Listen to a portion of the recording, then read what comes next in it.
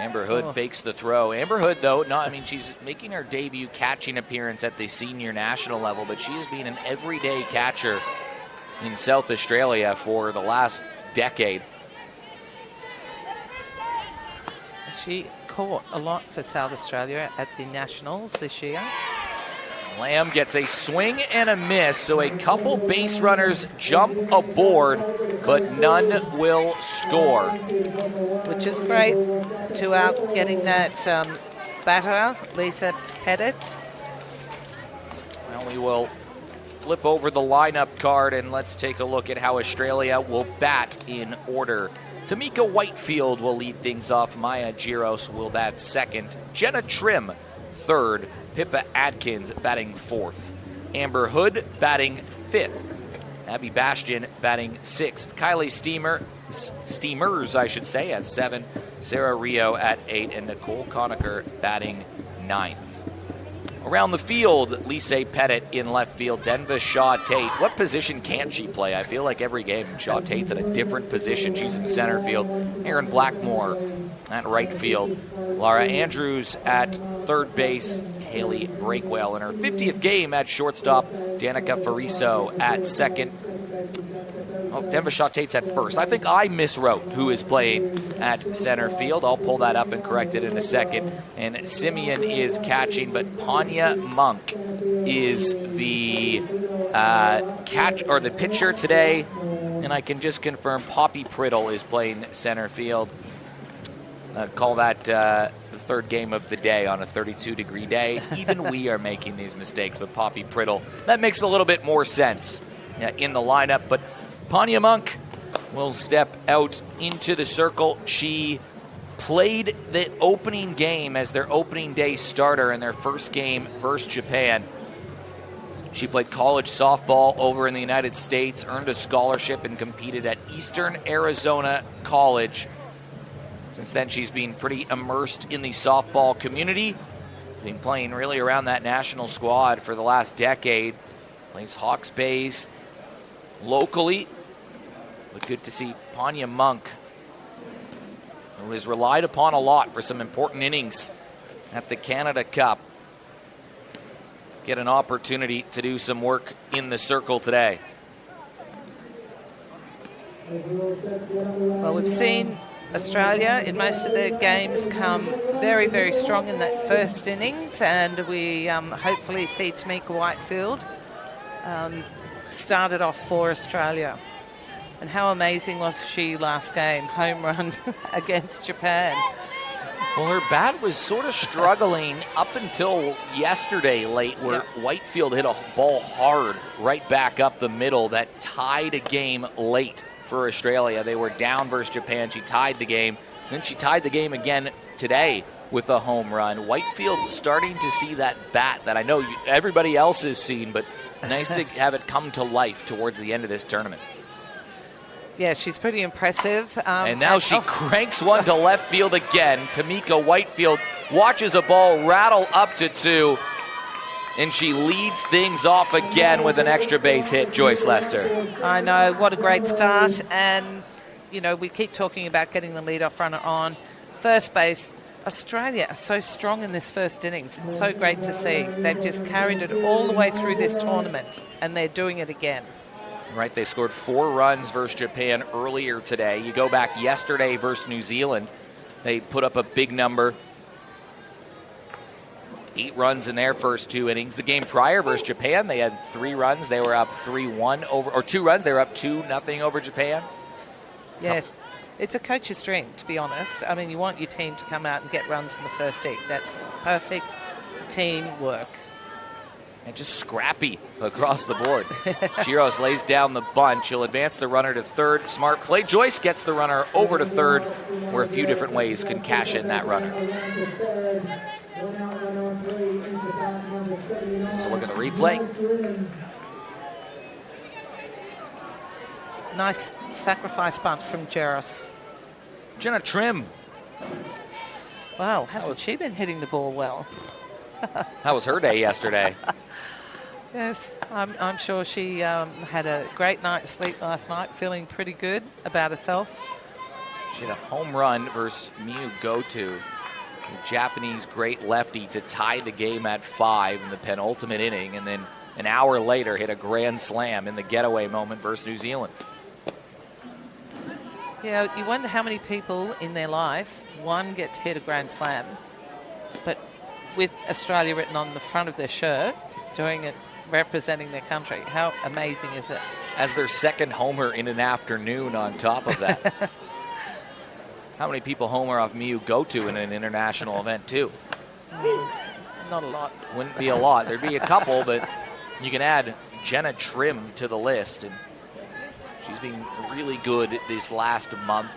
Even at Gilly Shield, she was such an important part of that New South Wales team that took home the national championship.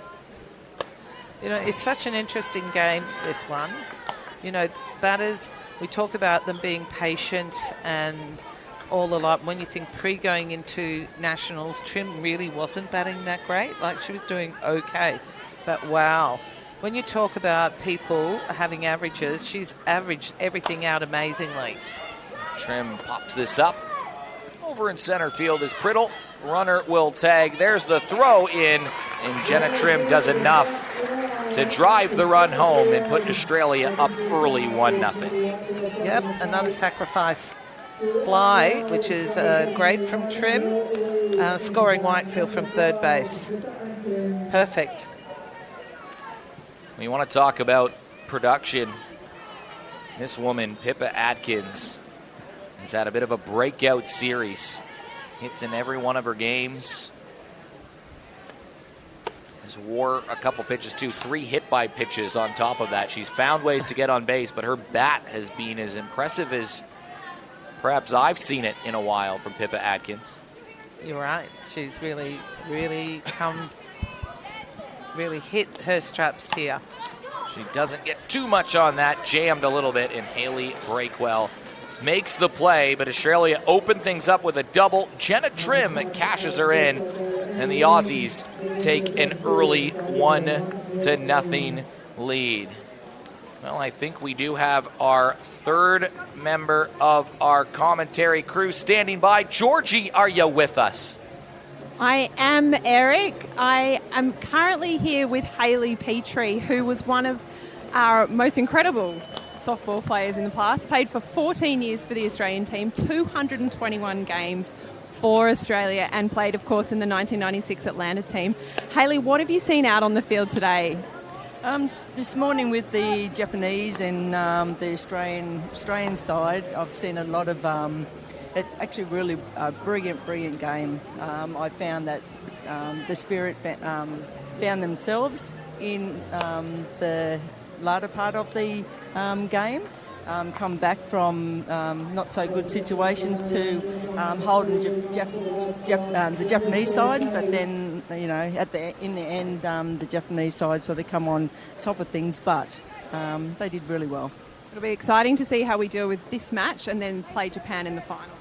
I think the difference between the Spirit and Japan, it's just the fact that they just need to keep the ball in play, so to speak, and this will be a good game to sort of get into that sort of state of mind, and then come the big one this afternoon, I think the Spirit might come on top. Denver Shaw Tate will lead things off. Thank you very much for that, Georgie. Andrew Lamb still in the circle. Great to see players like that around the ballpark, Joyce. I've been blown away by how many former players, even current players, that have made their way out from the ballpark, and not just people that live in Brisbane that have come from interstate, even just to be part of this weekend, playing the world #1 and celebrate this game.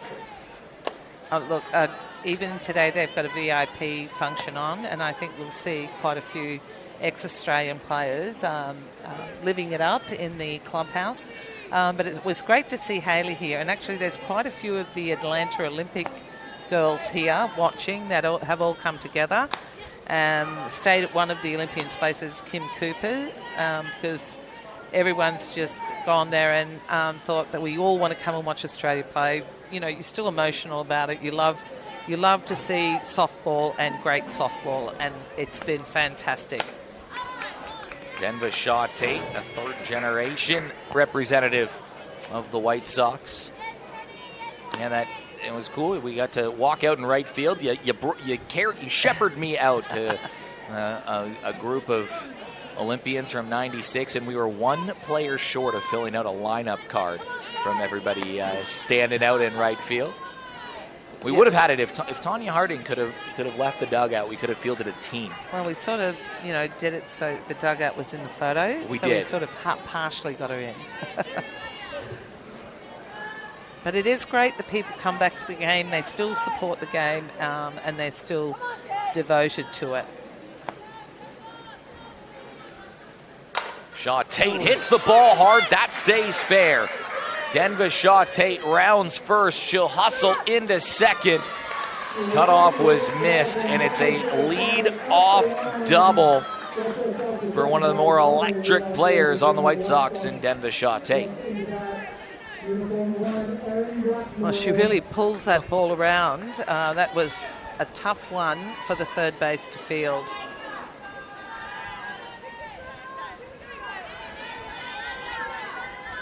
Maya Giros, admirable effort.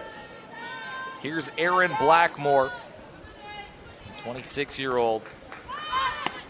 She's showing bunt. I wonder if it'll be the same sort of recipe that Australia saw. They had a leadoff double from Whitefield, the bunt to advance to third, then a sacrifice fly. Nothing like a bit of small ball. That's right. Erin Blackmore's a very good bunter. I'm pretty sure they will do that to make sure the runner gets to three. Well, he just catches that inside edge of the plate for a strike. Well, maybe not now. Oh no, 1-1. 1-1. Still have one chance. So it's good to have seen Erin Blackmore move from that 9 position, and she's moved up to 7, which means she's picked up a few more hits for New Zealand. She was showing bunt and peeled away at the last second to bring the count to 2-1. Of course, we mentioned that, of course, in softball, in baseball as well. If you bunt the ball with 2 strikes in foul territory, you are out. Sometimes see it. It's a bold decision, though. It is. I've seen some coaches actually call it recently. Now up the middle, charging on from second is Whitefield. Oh, dear. And that ball just tipped off the glove of Kylie Steamers.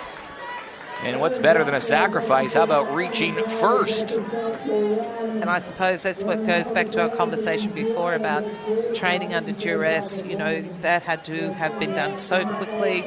She moved in very quickly. Meeks did, got the ball, quickly got rid of it. And unfortunately, hit a hard glove at first base with Steamers. Well, Carrie Simeon has a good moment here. Ball in play, could score the run. Meanwhile, runner will take that opportunity to take second, and there's 2 in scoring position.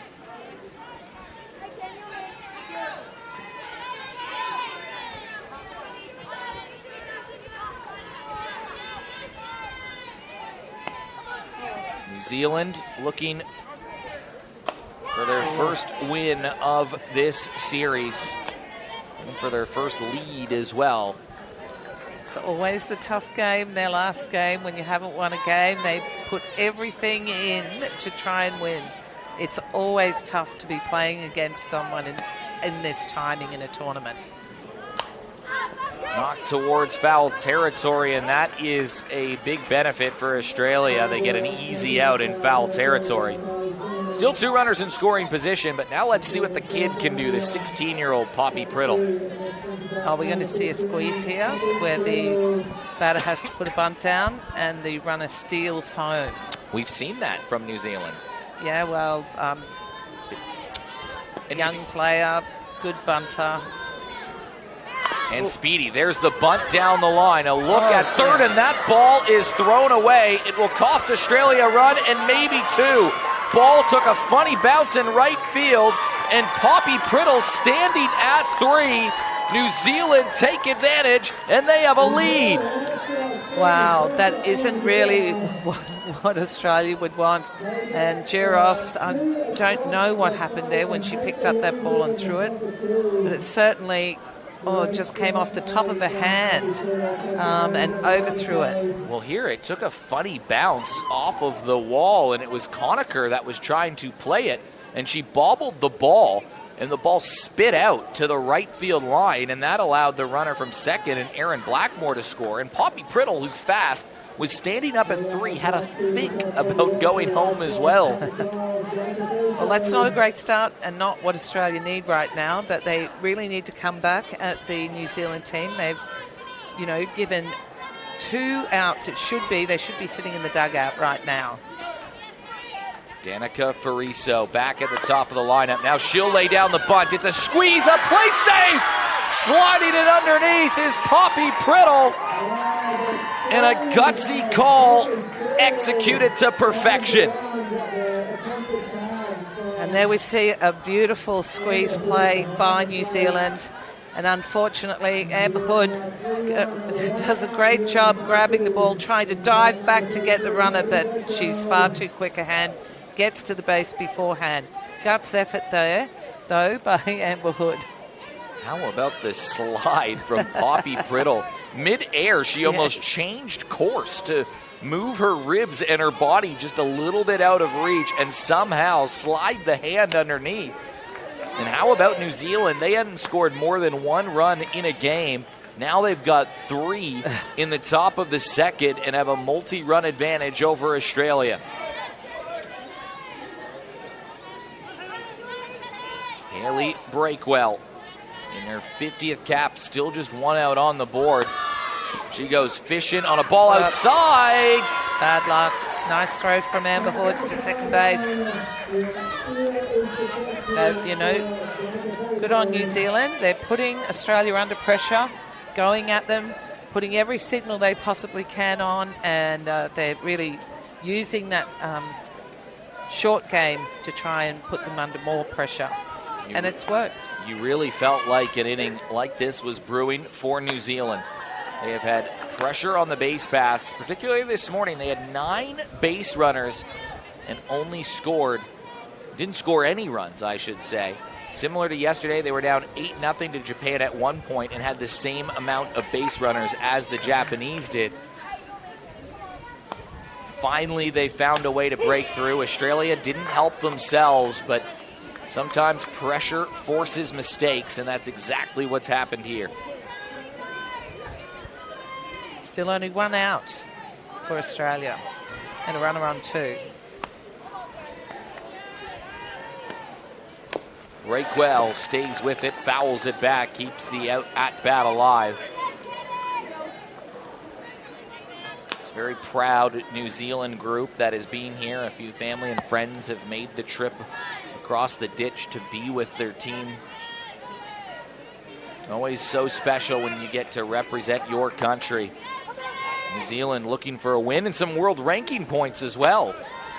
You get rewarded with a handful of world ranking points for each win you get in this tournament as well. It's a WBSC sanctioned and official event. Yes, you do, and I think that's why at the moment, I think Japan is sitting in the standings as number 2 at the moment. The US is sitting in number 1. And it's all because of your attendance at WBSC tournaments. Breakwell does a good job of reaching base, and you talk about a team effort from New Zealand. We're with 1 out in the second, and 7 different players have touched first base today for New Zealand. Well, it certainly isn't the start that Australia want, and you have Coach Porter has come out to the centre,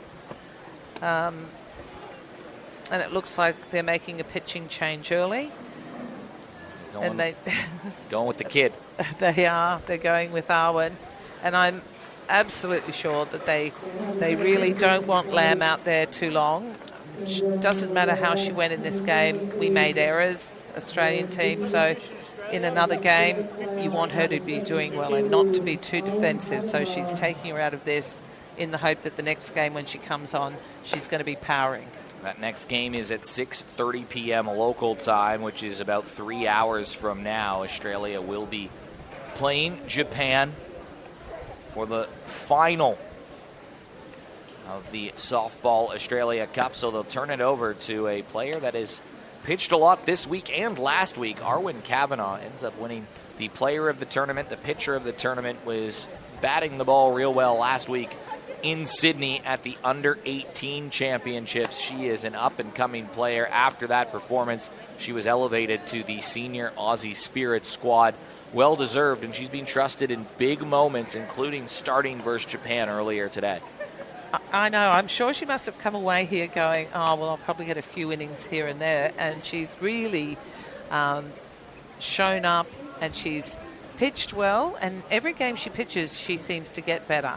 She seems to grow every single game.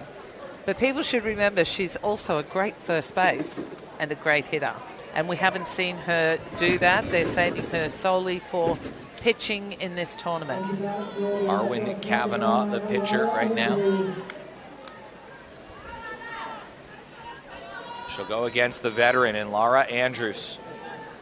Still one out. Runners on 1 and 2 for New Zealand.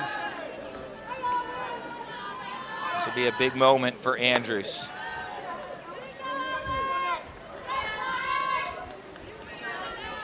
And this certainly isn't the batter that you want to have up. She's so consistent, strong hitter.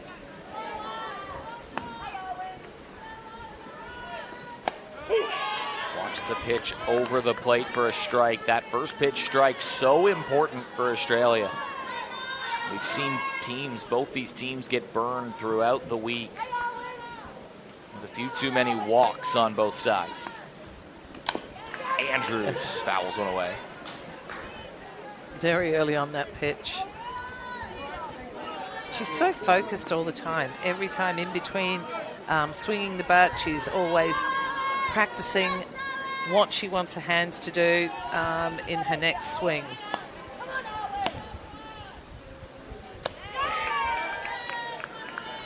Missing that outside. Nice change up from Arwen. Kavanagh seems to keep growing in confidence. She was so good versus Japan today. Helped Australia race out to an early lead as well in her start. Yesterday, she was in the game and was bases loaded, nobody out, and she somehow got out of the jam without allowing a run.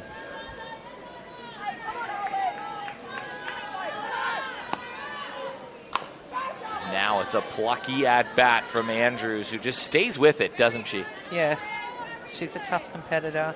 Arwen's going to have to work really hard on her to try and get an out.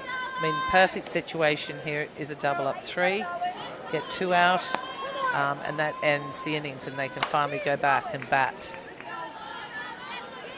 It's a long time to stand in the sun if you're a fielder as well.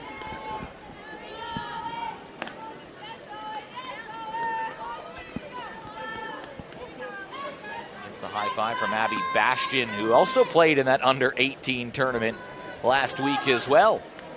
That was for South Australia. And a swing and a miss, and Arwen Kavanagh battles away against one of New Zealand's best batters and ends up with an important strikeout. Absolutely perfect. Great from Arwen Kavanagh. Lace Tongianu, 23-year-old, starting to emerge as a leader on this White Sox team. 2-out hitting has been the difference between wins and losses in this tournament. See what Japan have done in those situations. You've seen what New Zealand have struggled to do. They got 2 base runners on now, and you feel like they're going to need more than 3 to win this game. Down the line, a great catch from Giros. And that was absolutely perfect from Giros because, that was a bit of a comeback after her throw, which she must be very unhappy with, but well done on that line drive catch.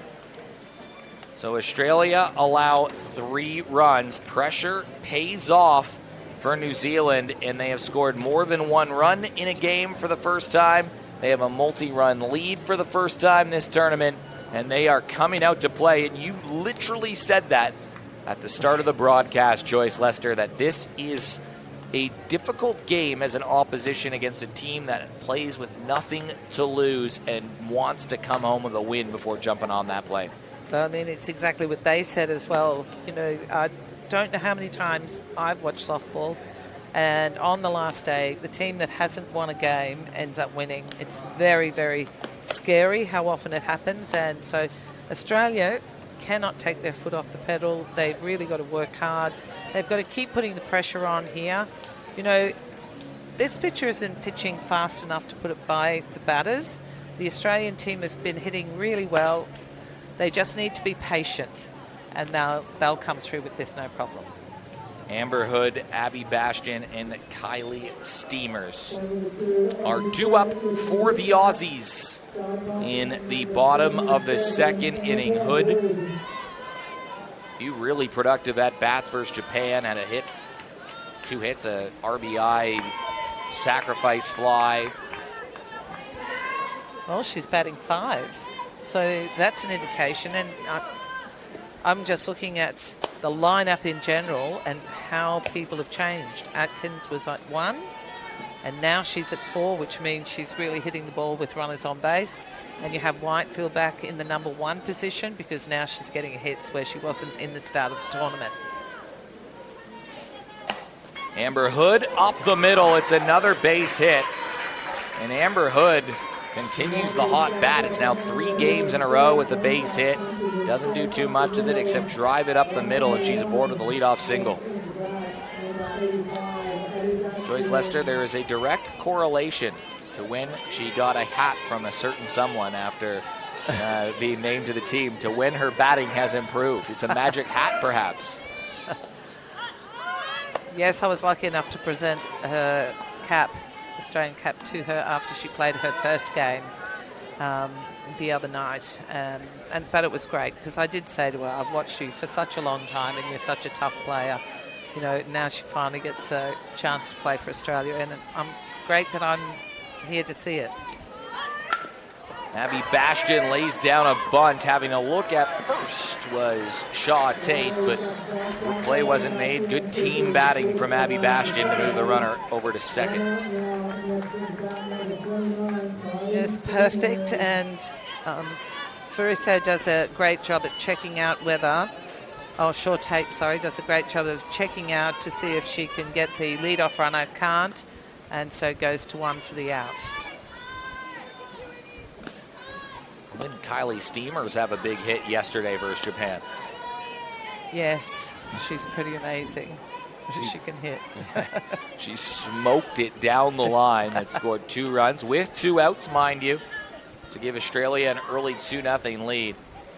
That bat, once it picks up some steam, it just somehow accelerates so quickly. Yes, she's always a danger. You know, even I think I said it the other day where she can even look like she hasn't been hitting, and then all of a sudden she'll come back with a home run or some great long hit, you know, to break up a game. Hopefully she can do that here. She's got a runner in scoring position.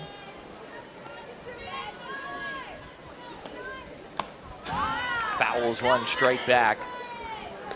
Anya Monk just trying to hold, get a 0 on the board. Hasn't been easy for New Zealand all week. Just 3 1-2-3 innings across the weekend. They won't get one here. Well, I guess it's theoretically possible. Have a couple weird things happen, though. Someone get tagged out at second. But they've been made to work.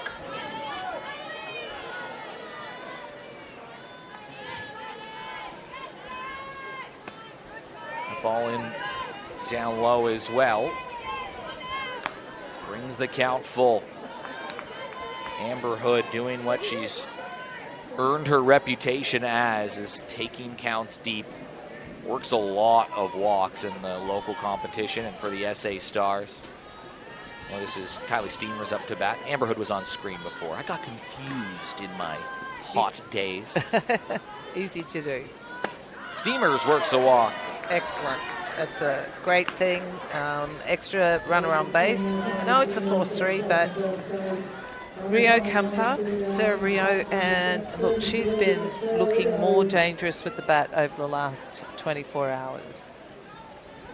And that great catch in the field Wow. Japan earlier. Oh, my goodness. That was so outstanding. I could not believe it. Charged in. Nobody thought she was going to catch that. No, it was a hard hit line drive to center field that was going to drop in, and a risky move. You dive for that, and it's up to the wall and a couple runs score. Instead, I think it helped end the inning.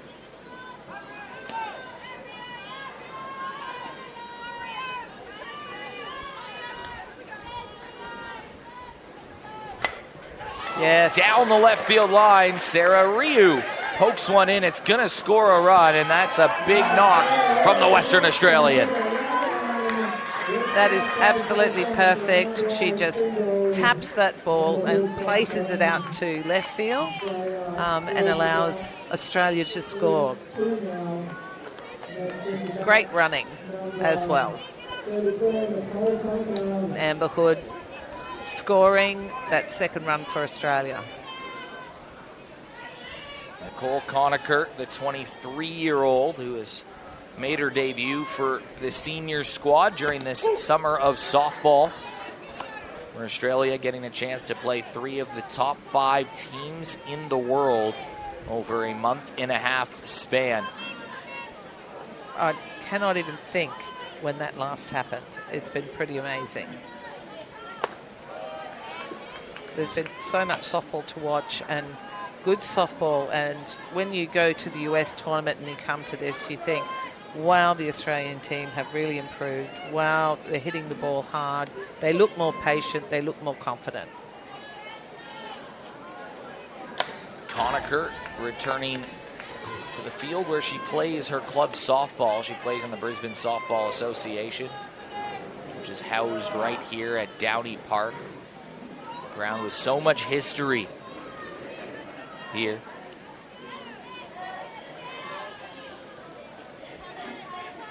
Volunteers, the club folk here have been excellent all week long.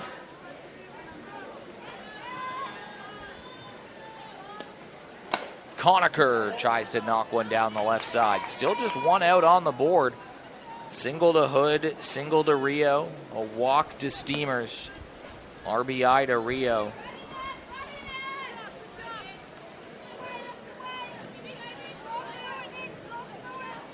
Instead of clicking the panic button, they've just been lengthy at-bats for Australia here in the bottom of the second.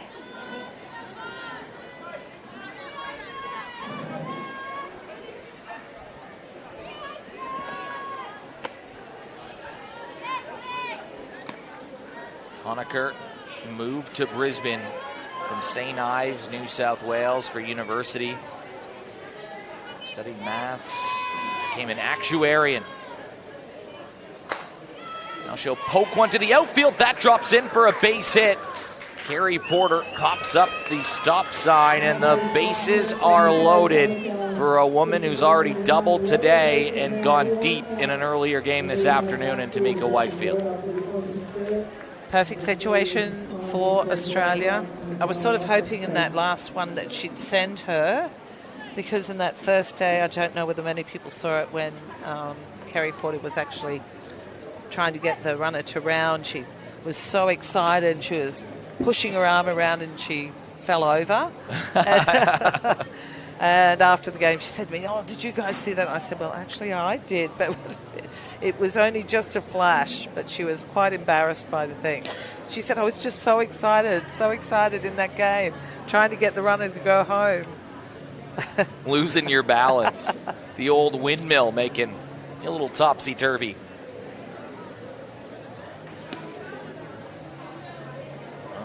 I think that is the end of...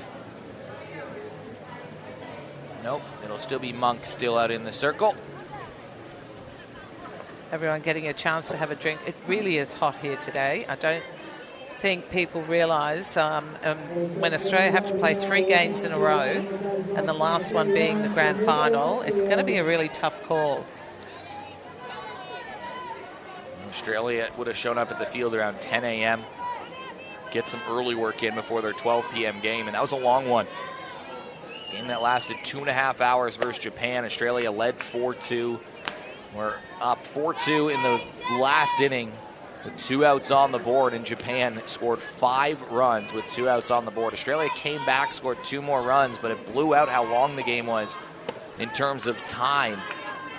It's that dreaded 2 out that has really killed them on a few occasions. They really need to make that 3rd out quickly, be tougher after they've reached the 2nd one. Monk gets a quick word, and now with no place to put her, can leave the bat on the shoulder, and if it is a ball, the game is tied. It's a big pitch for Monk. There's always going to be a strike. Right decision, I think, from Tamika Whitefield. Make them throw a strike. Now you can swing. Yes. Hitters count, no place to put Whitefield. And Whitefield hammers the ball hard down the left field line. 1 run is in. They're going to send to second. Here's the throw off the cut up. And Tamika Whitefield drives in 2, and Australia are up. Fantastic effort. Absolutely fantastic.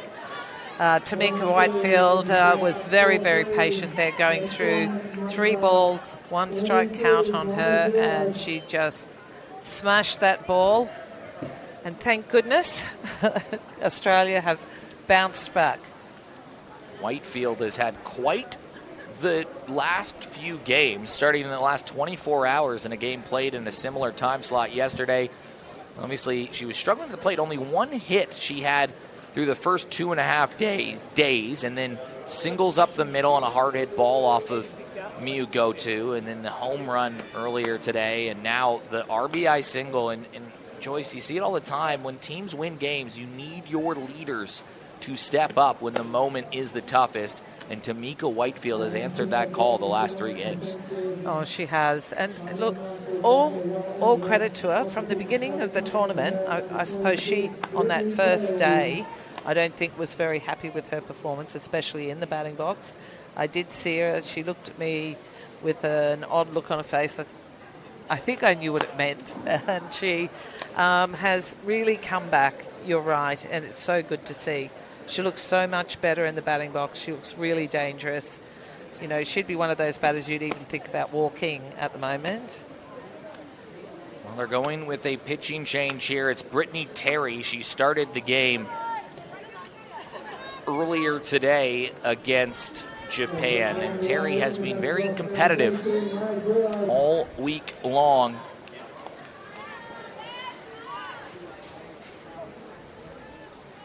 Terry, a real estate agent who played some college softball at Indian Hills Community College before heading over to Salt Lake. Had a really nice fast pitch tournament while playing for Canterbury. Pitched 28 in the 3rd innings with a 3.05 ERA. So she's used to having some heavy workloads during a fast environment. Australia have responded with 4 runners on, 5 runners of their first 6 that have come to the plate here in the 2nd inning, just moments after they gave up 3 to New Zealand. Well, I just think it's great that they've come back. I mean, New Zealand came out blazing, hitting the ball, and it was scary. They put a lot of pressure on Australia, and they sort of were a little bit weak at being able to make those outs. But they've really come back with the bat, fought back. 4-3 is not a bad place to be right now. But seeing how New Zealand are, I think it's going to be one of those games, one of those battles of who can get the most runs. A good old-fashioned slugfest is what you're saying we could be into. Giros up the middle. It could score another run, and it just may. Here's the throw. No, a late stop sign put up by Porter. It was well played by Priddle. Charged on, whipped the ball in quick. Now the bases are loaded for a woman who hit a grand slam versus New Zealand yesterday. Yes, she's on fire, Jenna Tribb. And we've already had 5 hits this innings, which is pretty amazing. But we still need to extend it and make sure we get a lot more runs in front of this New Zealand team on their last game. First pitch strike goes a long way from Brittany Terry. So important for New Zealand to hold with bases loaded. One swing of the bat, this game is broken open. A swing of the bat, you can get a ground ball double play and get out of the inning. We've seen a twin killing from New Zealand against Japan earlier in the day, and it was against their fastest player as well. So you know New Zealand are able to make some big-time defensive plays. You've seen it all week. Jenna Trim, 10 RBIs entering the day today to lead all players in this tournament. Wow, that's pretty amazing.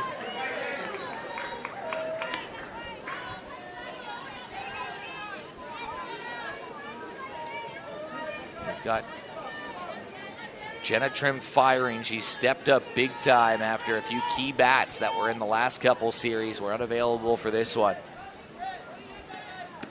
Trim goes swinging. Terry gets her to chase. Evens the count up at 2s. We've got ourselves a good battle.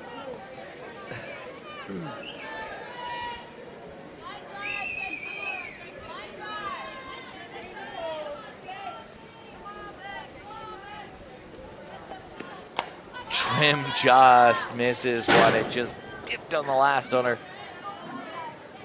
She looks like she just means business, doesn't she, Jenna Trim? She does, and she's so strong, and she has such a good eye. And I think in this tournament, it just shows everyone what she's really capable of.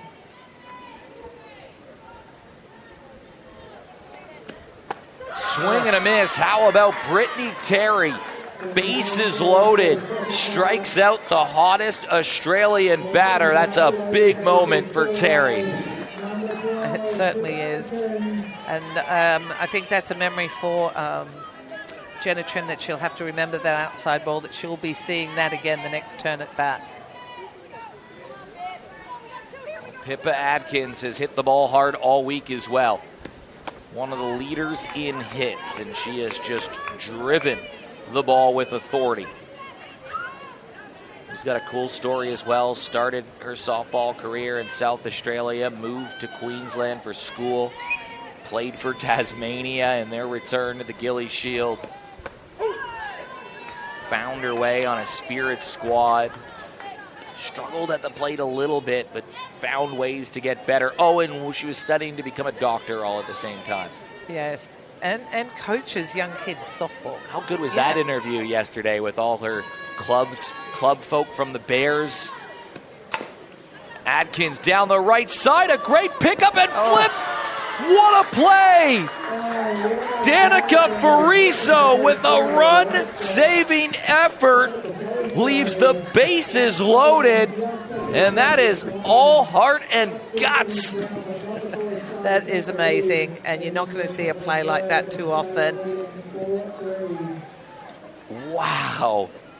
A gutsy effort. All right, we do have Georgie standing by with our next guest. I have Gail Parnaby with me. Thank you, Eric. Now, Gail, I promised I wouldn't come and talk to you until Kaya was off. She's having a rest this game. But I'd love to understand from you, what has softball meant for your family? Softball is Kaya's life. It's her home, and I'm going to get emotional. And it's been her passion, I guess, for such a long time, and she's made so many friends around the world, and it's made her feel like she has a home. And I think softball community has embraced her, and I think the world has embraced her, and I think it's been such a growing thing for her. And for us to see her grow and be amazed at how awesome she is, it's been a wonderful journey that's still continuing. And you told me a beautiful story before that no one knew that Kaya would be a pitcher, but a coach saw something in her and decided to work with her on it. Yes, we went to a pitching clinic, or Kaya went to a pitching clinic. When I went to pick her up, the coach was actually someone I'd taught at school, and she looked at Kaya and said, look, she's a bit of a Gumby, but I reckon I can make her into a pitcher. Well, we're so excited, and we can't wait to see what happens in this match and the final match today. Thank you. Thank you. Kaya Parnaby also spent some time pitching in New Zealand as well as Japan. Just strong links with players across every team in this competition and around the world. And Kaya Parnaby, You've had a lot of involvement with her too, Joyce Lester. Oh, yes, she played 12 years in Japan, and I often go over there and watch, and sometimes I go over and stay with her and Stacey and watch some of the games. I think watching this, her last game that she played with SGH was very, very sad. But I think the interesting part is Gail Parnaby goes over there all the time, sometimes once a year, twice a year, stays there with the team in their apartments and supports them wholeheartedly. Kaya's really lucky to have a supportive mum and dad like that. This is a new hitter into the game. It's Marama Makia, who's had a really nice week. She's in for Lise Pettit. I was wondering at what New Zealand would do in their final game. Do you try to get a few different faces in there just so everybody gets in? But if you're in a battle at 4-3, it also has to play to that factor too. How about the New Zealand defense? The strikeout and then the standout play. They've been making plays like that all week, and that couldn't have come at a bigger time when you're still just one swing away from tying this game up against your rival. It makes you realise what they're capable of. You know, you see snippets of greatness, but it's just not consistent. And I think that's the sad part for them. We got to hope that some of the confidence that they'll get from this tournament will carry over into their club championships and fast pitch titles that are due up in New Zealand as well. I'm sure it will, but that can have a trickle-down effect to other people in those clubs and communities back home who are watching this too. Denva Shaw Tate doubled and scored in a 3-run second inning. Arwen Kavanagh came in, got a big strikeout and a line drive. Helped stop the bleeding. After New Zealand took the lead, and she goes upstairs, and Shaw Tate chases.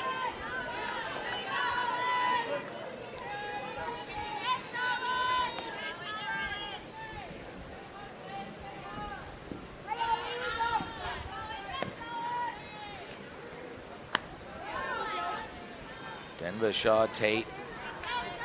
Grandma played, mom played, but she's making a big name for herself as one of the stars of the team. She was awarded the player of the tournament from baseball, or softball New Zealand, I should say, for her efforts at the Canada Cup, which take place in all places, Canada, but on the west coast of BC. Good spot, Canada, I've heard. It's not bad. It's a bit cold.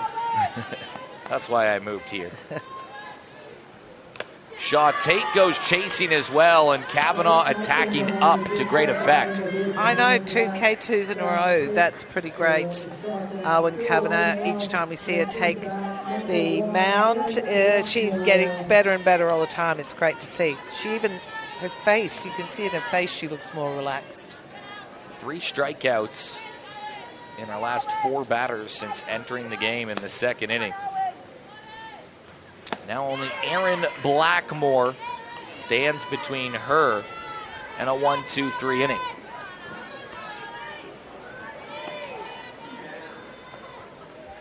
This would be a real settler for Australia to score 3 and then to shut out the White Sox.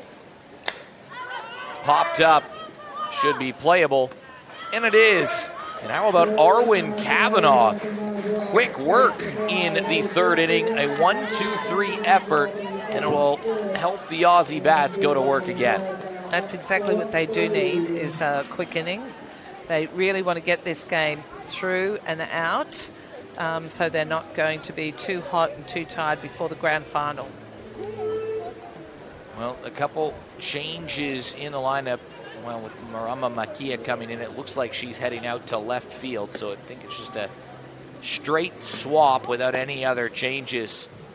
New Zealand were just in the field not too long ago.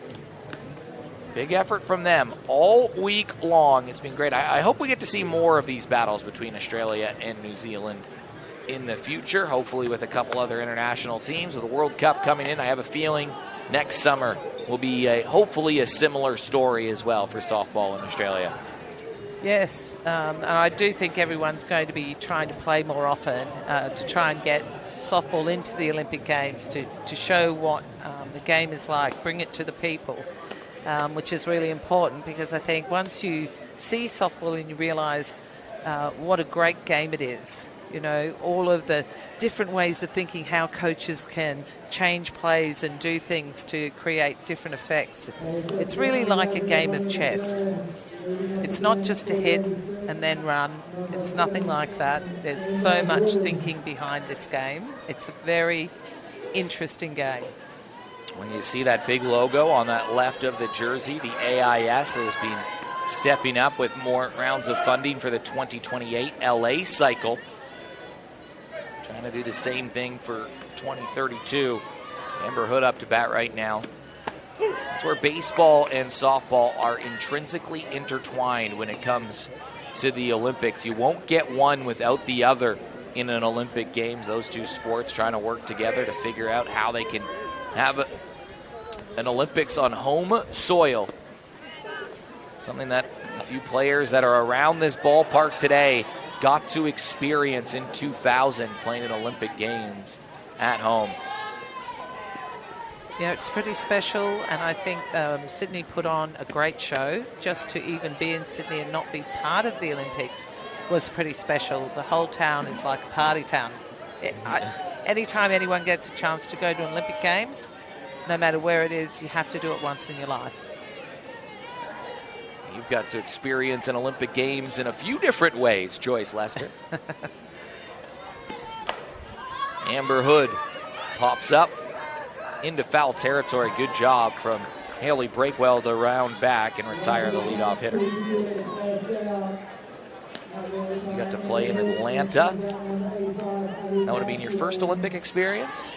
Yes, and the year that I retired, I was 36. So for me, I was just really lucky to be able to fit that in to the end of my career. But what a highlight that was. And what a great team. Team you still keep in touch with today. I have photographic proof of that. Abby Bastion up to bat right now.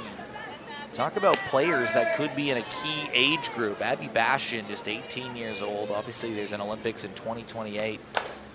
Bastion shows some pop out towards left field. That drops foul. But Abby Bastion, in 2032, will be 24 years old, which is sort of right in that age group. A lot needs to happen, but it's that 18-year-old age group that is certainly one circled that said, hey, you're the Brisbane 32 generation if you can keep improving. Yes, and that's why it's so important. We need to try and get it into Brisbane. It would be so great for our sport. I mean, obviously it's in LA, but the big push for us is to keep it in the Olympic Games.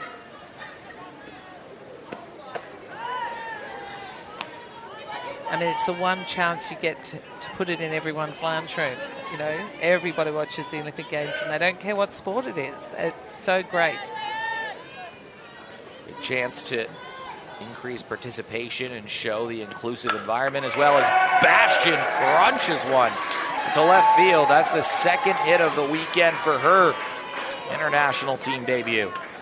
Look at the big smile on her face.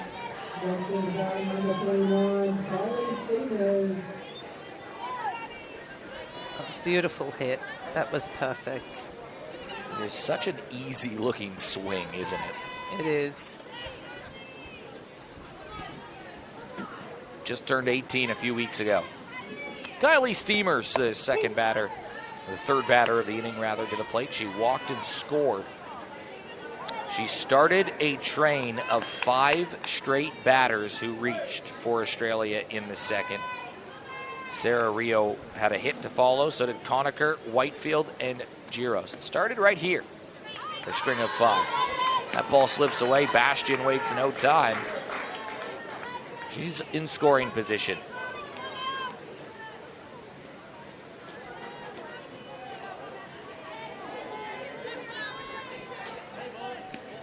Brittany Terry under a little bit of pressure. She's got out of one jam. Can she hold here?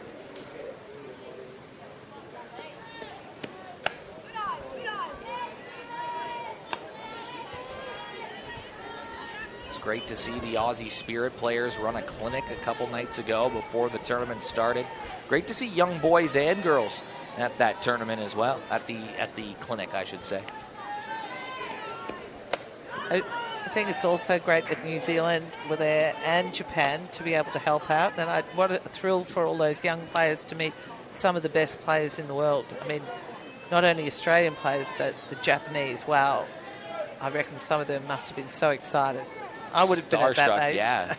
I would be now. It's a walk for Steamer. She's had a couple patient at-bats. 2 aboard. Well, Sarah Rio, the last time she was up to bat, it was a 3-1 game for New Zealand. She cashed in a run with a hit to left field, and that continued the momentum turner. Well, we've seen in some of the other teams, especially with Japan, that it's the lower part of the order that keep getting their hits for them and scoring all their runs. It looks like Australia is sort of heading in that direction today. She lays down the bunt. She'll hustle to first, and what a bunt it is. Defense was back. Rio takes advantage. Bases are loaded. And that's exactly what we're talking about, the lower part of the order trying to take it to the other team. And that's the most beautiful push bunt ever there from Rio. Conacher has a big opportunity. Whitefield waits on deck. New Zealand brings their infield in. There's a force out. Ball in play. Could go home if it's in the right spot. A lot of ways to score this run. She had a hit last turn at bat. Should be looking to try and get it to exactly the same spot as last time. That would be perfect. Ripped it down the line.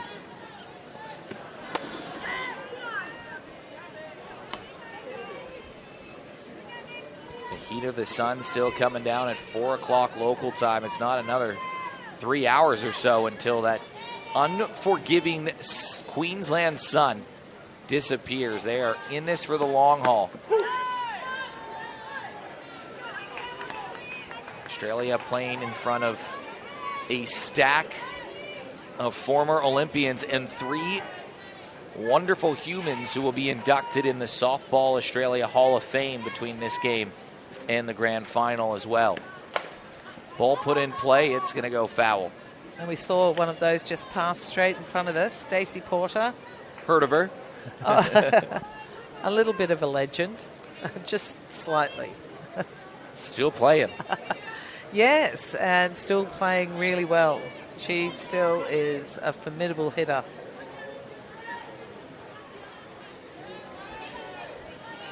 She's been here every day. Up the middle, a great diving stop from Fariso. Won't be in time. It was one heck of an effort. A run will score. Valiant attempt, but Australia have doubled their advantage. She stopped that so well. That's so unlucky for her. She couldn't make it out, but beautiful dive to stop that ball. Be hard done by. I mean, that's an infield hit every day of the week. Yeah. I mean, it seems awful. I don't know how many times I wrote down hit to 6 at the Australian Championships. Every time I wrote it down, I went, oh, I hate writing hit to 6. But you really want them to be a hit to 7 or hit to 8 and so on. It's only the bunts you really like to put down as hits. Well, it looks like we're going to have another substitution, maybe. Oh, no, maybe not. Makia was running on the infield. I think she was getting ready just in case Fariso had to come out of the game for whatever reason. She has made a couple great plays at second throughout the week and today in particular. Whitefield has already had 2 hits in this game. Loaded bases. Surely not.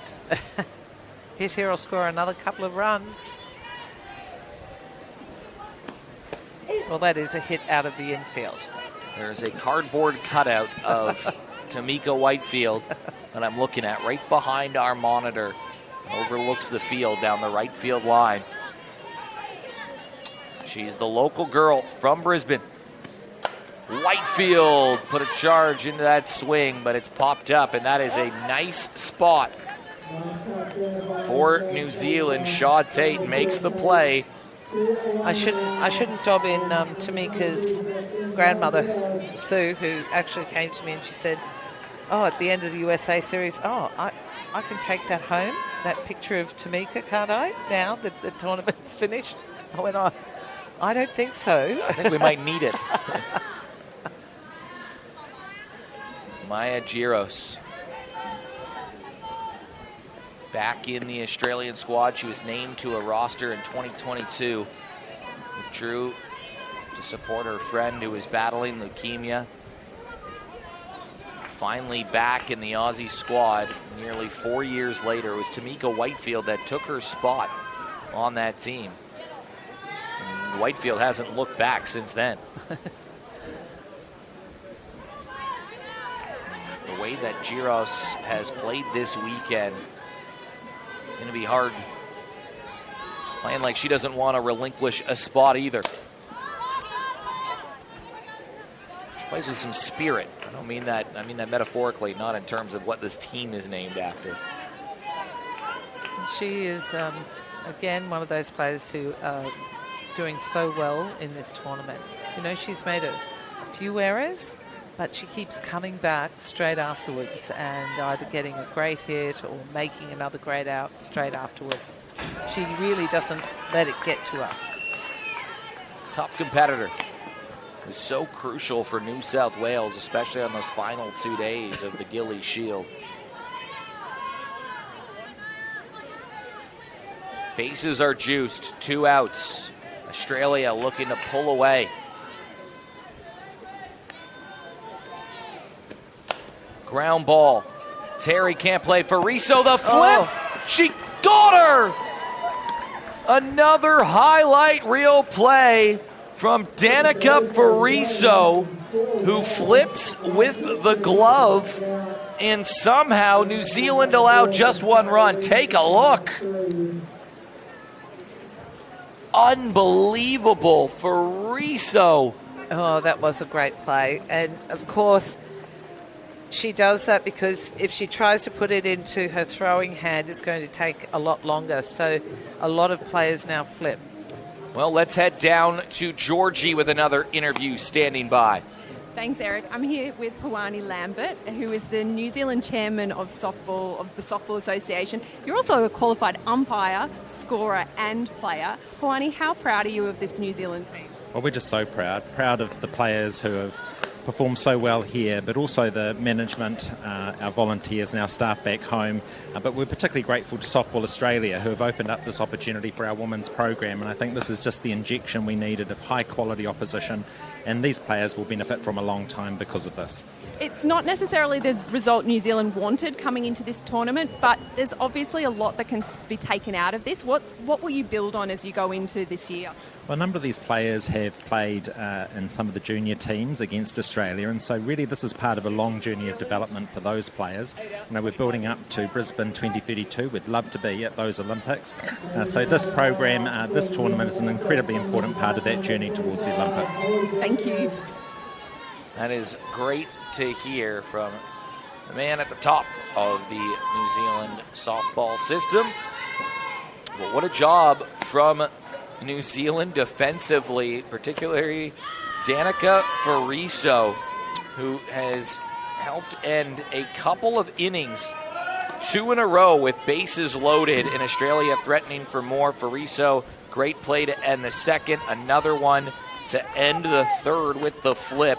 She is a big reason why this isn't a bigger margin for Australia, who have now left 6 runners on base through 3 innings. Well, that's not a positive, but hopefully they can fix that. You know, getting that loaded bases in that cause, you really need to score runs. You know, we saw the other day, and I'm going to say it was New Zealand that had loaded bases with none out and didn't score. That is absolutely a tragic thing to happen in this game. You should always score when you have loaded bases with none out. They call that a noble tiger. the kids do these days. Have you heard that? No, I haven't. Noble Tiger. It stands for no outs, bases loaded. Well, let me get the exact one for you here as I'm saying here. Let's go. Noble Tiger. A Noble Tiger. No outs, bases loaded, ending with team incapable of getting an easy run. Oh. Noble Tiger for short. That's what you can call that one the next time you see it. We've seen a Noble Tiger. Here's Poppy Priddle up to bat right now. And look at how much respect the Australian corner infielders of the second and third have for Priddle's speed right now. She laid down a bunt earlier on a squeeze and ended up at third. That helped score a couple runs. Now it's put in play again. It's gone foul. She can fly, Poppy Priddle. She certainly can. So that's one out. It was off of her. I think it might have hit her as she was leaving the box. We'll see. Let's see the replay here. We'll need that side angle. That was how the out was retired. I don't know if we'll get it, but Carrizo up to bat right now. It's an important one to show if we can. There's the pitch. Down on the inside. There's a look at the replay here of Poppy Priddle. Tough to see from where our angle was. Yeah, it was off of her. Yeah. It actually hits her in that front leg. She's out. Up the middle. It's a funny bounce. Jumps right over the head of one. She's safe at first. Carrizo continues a good game flying down the line, but how was that hop over Arwen Kavanagh? Yes, and when the ball goes up that high like that and gets that air, it gives those fast runners so much more time to get to first base. And even though Abby Bastian came around quite quickly and got rid of it quite quickly, she still couldn't do it. It's like a chop hit. Well, Haley Breakwell up to the plate. The pitch catches an outside edge for a strike. Arwen Kavanagh entered the game in the second inning, did the 17-year-old. And the 1-2-3 third, nearly a 1-2-3 fourth. Breakwell in cap 50 today.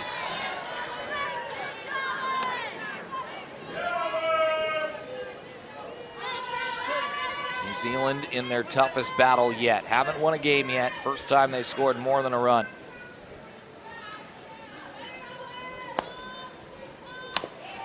Fouled away again. 32-year-old Haley Breakwell from California. And when you think the last time these two teams played each other, it was a mercy rule. And I think they put on the television that that's a score difference rule. And that was the difference today, that New Zealand have 3 runs. For that to happen, Australia would have to have 10. New Zealand lost as well to Australia, 4-0 on the opening day, 4-1 on the other. They've been tight with Australia. They've been a couple moments away from being right there at the pointy end of the game. And today, Australia have had opportunities to race away, but New Zealand defense with bases loaded has been excellent. Yeah, the defense is pretty up there with every single other team, if not better at times. Carrizo in particular today and throughout the week has been exceptionally fun to watch. Cool. There's Carrizo wasting no time to get to second on that opportunity too, and she finds herself in scoring position. Carrizo plays for Hutt Valley. Saints is her club. She's at second base. Now it'll be a quick word with Craig Wallace down the line as Arwen Kavanagh has a chat with Amba Hood.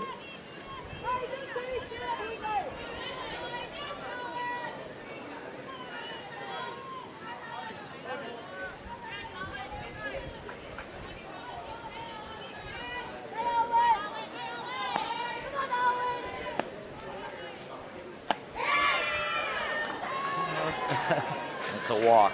Arwen thinking that was a strike. She's still looking at the umpire. Carrie Porter maybe making a change here. Australia has 4 pitchers at their disposal. Oh, what a tough day. You know, you've got 3 games, and your first 2 games, you want to win them both, but whether you win or lose, you're still going to make it to the grand final. It's super, super hot. You know, you don't really want to waste any one pitcher here because you want to keep them as fresh as possible for the grand final. Because who knows, you might need all 4. Danica Fariso also heading into the dugout as well. Oh, Kaya Parnaby, here we go. Kaya Parnaby, third pitcher Australia is using in this game. Wonder if Steph Drzezinski might make an appearance as well. She pitched some length versus Japan. All 4 of them likely going to be required versus Japan. I'm going to guess Kendra Lamb will start that game, but you don't know. No. Like things have been going today. Anything could happen. So Kaya Parnaby, who recently retired from the Japanese Pro League, where she spent 12 wonderful years playing with the best in the world and competing right there with them. I know, and when you think every single day that you're there, you're training, you know, 6 days a week, you just can't miss it. It's just part of your job. That's what you get paid for. And so you have no choice but to get fit, get strong, and be disciplined, just like the Japanese. Well, she also had quite a significant injury, didn't she? Yes, she had a bicep tendon injury that she tore it, and then so obviously being a pitcher and obviously it being her throwing arm, it became quite a problem. So she really had to rest that. Now she's on the way back and hoping and aiming to be at the World Championships and then the Olympic Games. And I suppose from that time on, she'll have a look at what she's going to do as to whether the next Olympics are on and whether she sticks around. Big motivating factor in player retention is the Olympic Games. Shows how important it is. But Kaya Parnaby, though, if you are a fan of New Zealand softball, you are probably rolling your eyes that Parnaby is in the game right now, because she also had a pretty strong national fast pitch championship just this last year in Japan. Parnaby pitched for Hawke's Bay in that fast pitch championship. She led the whole tournament with a 0.70 ERA. 30 innings pitched, just 3 earned runs, gave up 16 hits in those 30 innings with 40 strikeouts. But the impressive one to me, 3 walks in those 30 innings. That is impressive. Some of the players do that in one game or in a couple of innings. Or in an inning, I've seen before too. So Parnaby coming in to try to eliminate a threat, and haven't Parnaby and Andrews had a couple interesting matchups over the year, both around the same age. Parnaby born in 1990, I believe.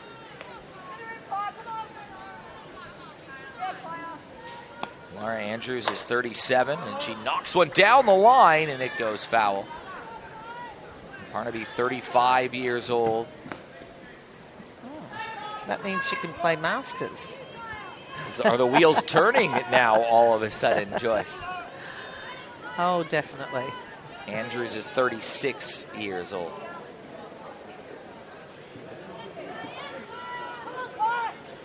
Tying run is on base, though. Just missed outside. New Zealand have come to this game and are making Australia work. Australia would have been hoping for a run rule, quick victory like they had yesterday to give themselves some time before a final, which starts in 2 hours. But New Zealand have a chance at winning this one here. You'd expect nothing less from 2 very proud nations to go toe-to-toe.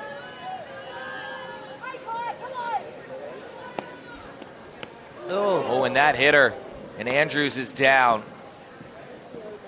That will sting. Just slipped out of her hand, I think, and yeah. Oh, not in a good spot. Andrews is as tough as they come Yes. as well. You know, if she's down, it's... She looks like she's copped it in the elbow. Hate to see this. She's got to complete that walk down to first. You know, you can only imagine what it feels like when you bump your elbow and then when you think of a ball crashing into you. Yo, ow. That just stings. Yeah, it's more than the funny moment. Also, the elbow, just such a delicate spot in general and so important, obviously, in softball. Yes, and you see so many players that wear those elbow guards because of that. You know, you wonder whether just about everyone should use it anyway. There's a look at Dave McCaskey, the physio for the Aussie Spirit. Good softball player in his own right, and unbelievably, we told you she was tough. She's not coming out of this game.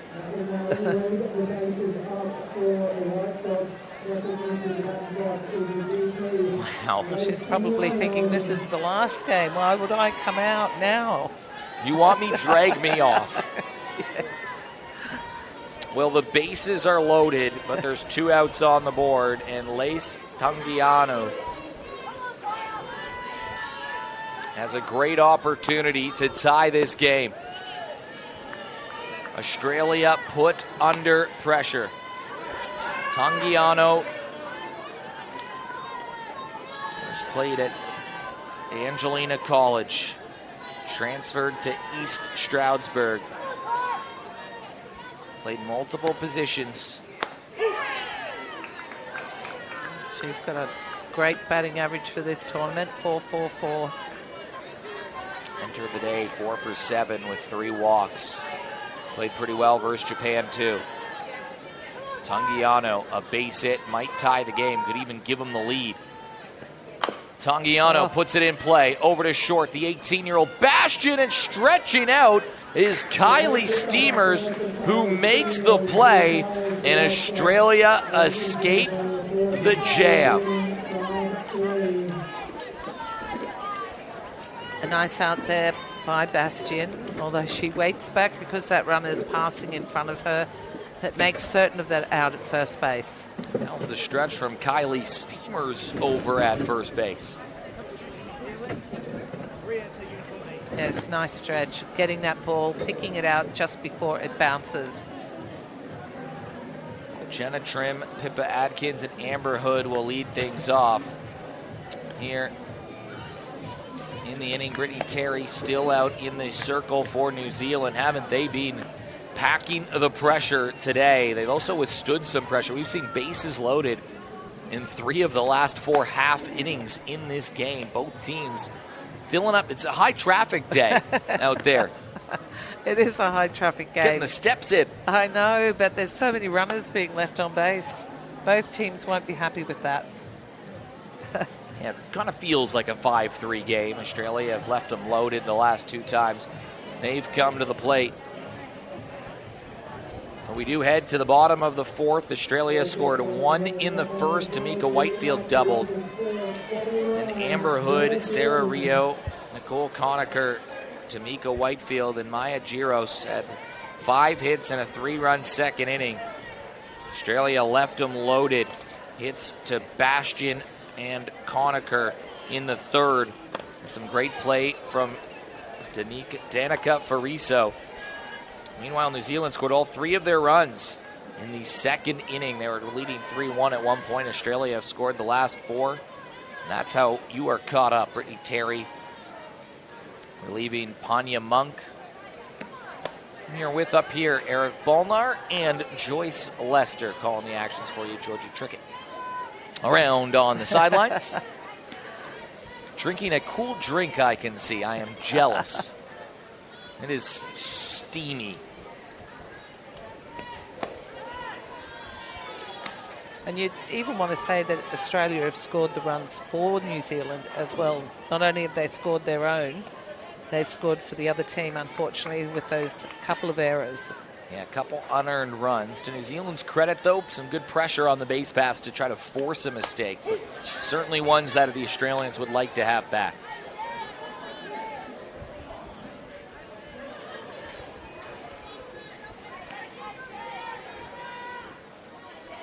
Hall of Fame ceremony scheduled for about 35 minutes from now. I dare say that one will be pushed back perhaps so slightly. 3 inducted today. Chelsea Forkin, Yes. one of them. Justine Smethurst, another. And Stacey Porter, the last of the 3 to mention. 3 great players, and it's good to see that they're being recognised. There's Pippa Adkins. Both very lengthy playing careers as well. Yes, and Smethurst was pitching for SGH at the same time that Stacey was playing as well. So those 2 are very good friends and great teammates. Played around the Aussie spirit for 16 years from 05 to 2021. She did play in 1 Olympic Games as the youngest member of the team in 2008. And she was sort of that one part of that generation that, well, I mean, it was unfortunate that the softball was removed from the Olympics, because we would have been saying a couple more Olympics to her name, I think, for sure. Definitely. And I think when she went on that first year and she played, nobody expected her that she was going to be the pitcher that was going to be playing the finals for Australia. She really lifted and was an amazing pitcher for Australia at such a young age. Youngest player on the team. There's a great quote in the citations of her Hall of Fame where basically the coach went to her and said, hey, you're getting the ball in the semifinal of the Olympic Games with a medal on the line. And she just said, okay. She's pretty easygoing, Justine. But a fierce competitor is what everybody says. Yes. Wasn't scared of anybody. Stacey Porter played in 3 Olympic Games, but what makes that incredible is her first Olympic Games was Athens in 2004, and her last was Tokyo in 2020, with 12 years in between that mix of Olympics not being, or softball not being in the Olympics. We're talking if they were still in the Olympics, she could have been a 5-time Olympian. Yes. Ground ball for 1, they can't turn 2. Maybe 6 if she wanted to play in the 04 ones as well. I'm sure that she would have found her way on that team because she can still hit. Oh, look, I'm pretty sure she's been asked to come back to the game, given that she's still playing overseas. But I think that's a whole different kettle of fish, because you get paid to do that over there. Whereas here, you know, it's all of your time. Everything's volunteer, virtually. Chelsea Forkin, the 3rd player, as Amber Hood steps up to bat. Takes a pitch. She represented Australia from 2007 to 2021, playing 179 games. 5 different world championships she played in. One of 2 players to play for the senior women's baseball and softball team in her career. Just a great performance on both ends. So those 3 women, deservedly so, being honored after this game. They have family that have flown in and come around for it too. 3 players from across the country as well. Yes, it's good to see. It's good to have Stacey here. And, of course, it's good to have all of them sitting here supporting the Australian team. Must bring back great memories for them.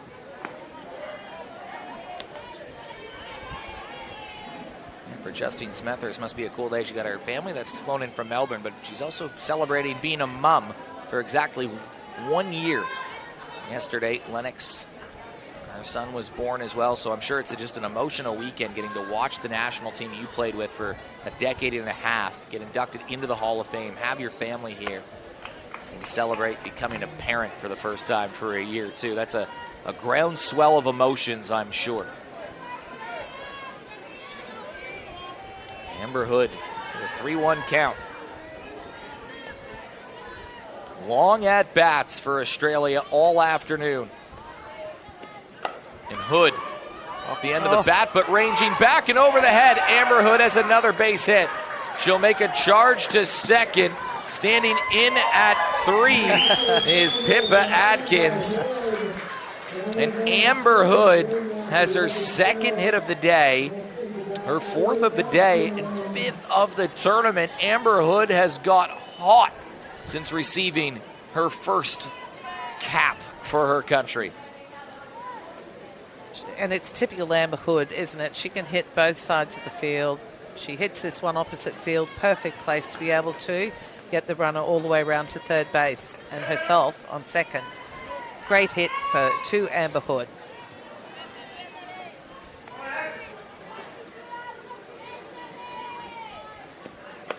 Now Abby Bastion steps in. A few South Australians in the mix. Atkins at third, Hood at second, Bastion at the plate.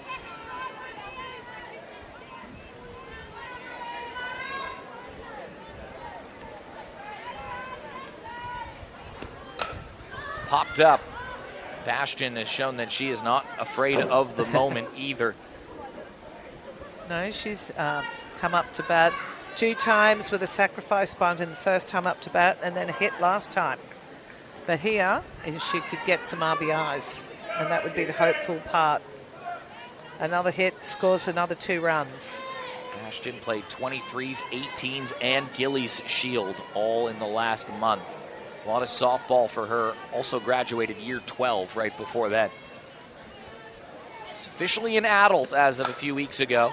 Sprays one to right field. Great story on Abby Bastion about how this year Hills, her club back in South Australia, they are now near the top of the standings after winning just 5 games over the last couple of years. But the imports have made a big difference there, and they chose to come to Hills because they spoke to a few different players, and they liked the energy that Abby Bastion brought as a 17-year-old and was one of the players that took the time to do it. Now she puts the ball in play. It's a tough hop throw home. Well done. Sliding in safe is Pippa Atkins, and Bastion cashes in another run.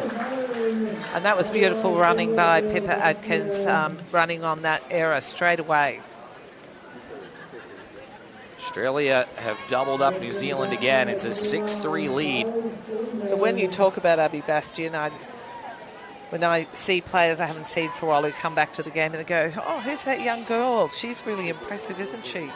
You know, and I think, well, she's really being noticed by a lot of old players, you know, and people just who are watching the game in general. Never seen her before and wondering who she is. That's a great sign for a good player. And even just a great sign that you have these players who have played professionally in Europe or have played some D1 college at a high level, choosing to come and spend their summers in Australia and talking to a 17-year-old kid and saying, you know what, I think we have to go play there. Someone to build around, it feels like. The 3 South Australians in the 4, 5, 6 in the lineup have all connected and added in another run here in the 4th inning. Now Steamers, who has a hammer, try to cash in a couple more. Steamers has moved to Queensland, originally from Victoria. Have to play for the Queensland Heat this year. Yes, interesting that she moved from Tassie. Her and Pippa went to Tasmania and played in that first year when they decided to add a Tassie team into the Australian Championships. And of course, Pippa stayed and played, and then Steamers moved to Queensland, to the Queensland Heat, and played quite well. She got an Aussie Spirit selection, so you'd hope she did a couple things to turn some heads. Yes. As I said, she's a good hitter and often breaks up a game with an extra base hit, which is very important. 2 walks today for Kylie Steamers.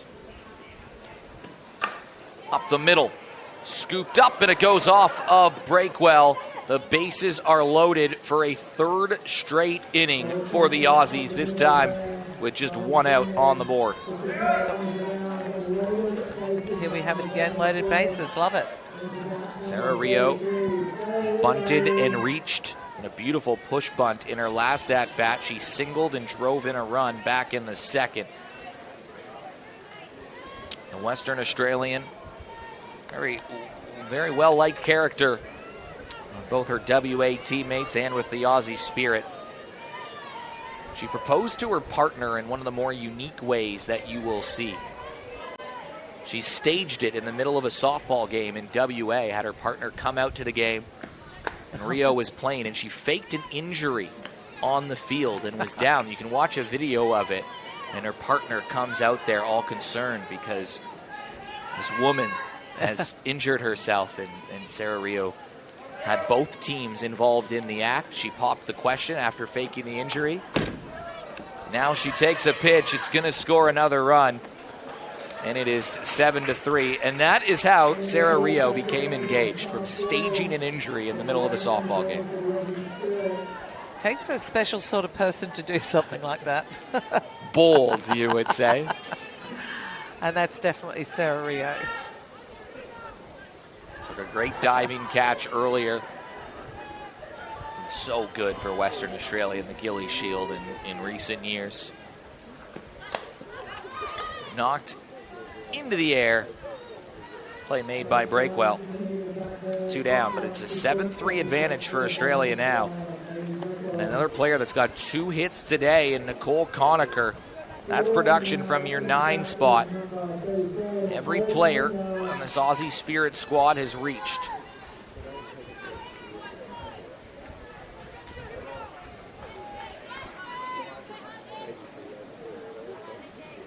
Good crowd starting to file in for the final now. The outfield already packed, infield starting to build up.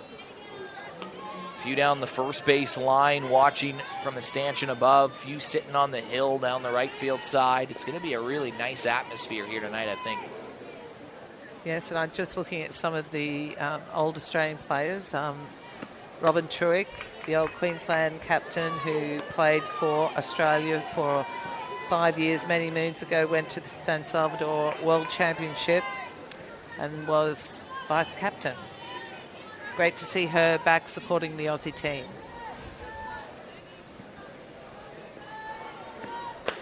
Conacher takes a pitch from St. Ives in New South Wales. Also moved up to Queensland. Steamers, Adkins, and Conacher. Oh, maybe figuring out something. Is that the secret, Joyce Lester? I'm not really sure why they do that. For coaches, probably. For Pippa, it was for study. Same with Conacher. I think for Steamers, it was to be coached by a particular coach at that time. It's just a nice place to live, I think. I think so too. But I do enjoy Cairns more than I enjoy Brisbane. Really? Why is that? Oh, Smaller city? no traffic, don't have to wait in lines.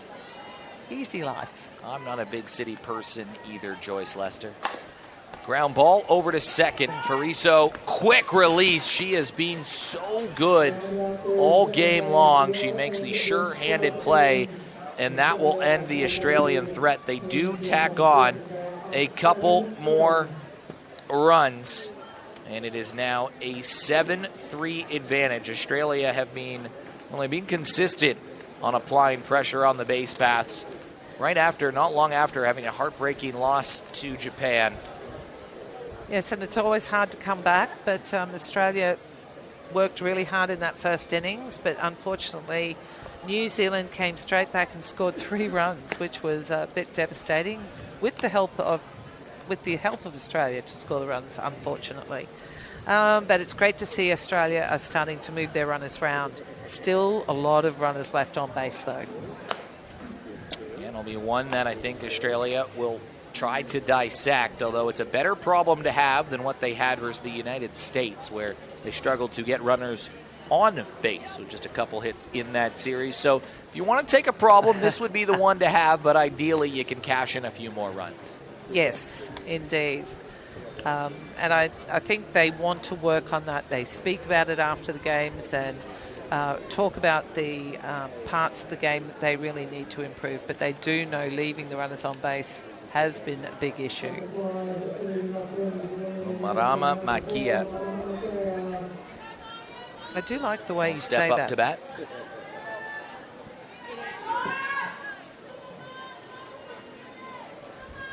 Makia coming in for her second turn at the plate. Subs for Lise Pettit.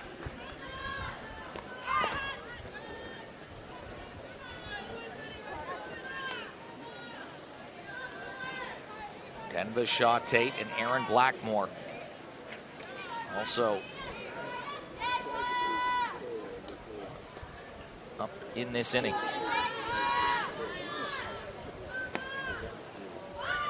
Kia just misses on the outside. She peeled back on the bunt on the Parnaby pitch.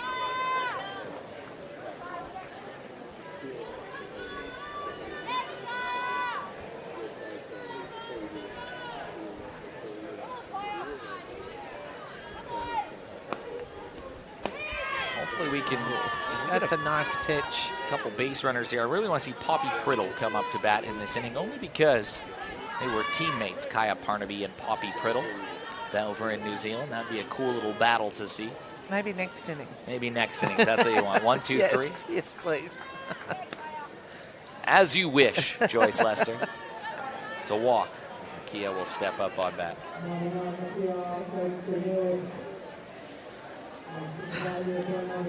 Leadoff walks, never the friend usually of an opposition team. No, it's the worst thing you can ever do, and especially in a tied game or a very, very close game. Hopefully here they can get the double. Australia showing some resilience in this game. They were down 3-1. They've scored the last 6.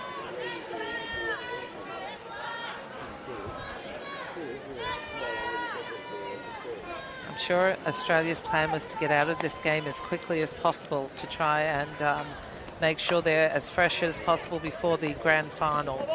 Well, we're approaching 2 hours in this game, so I don't think those plans came to fruition.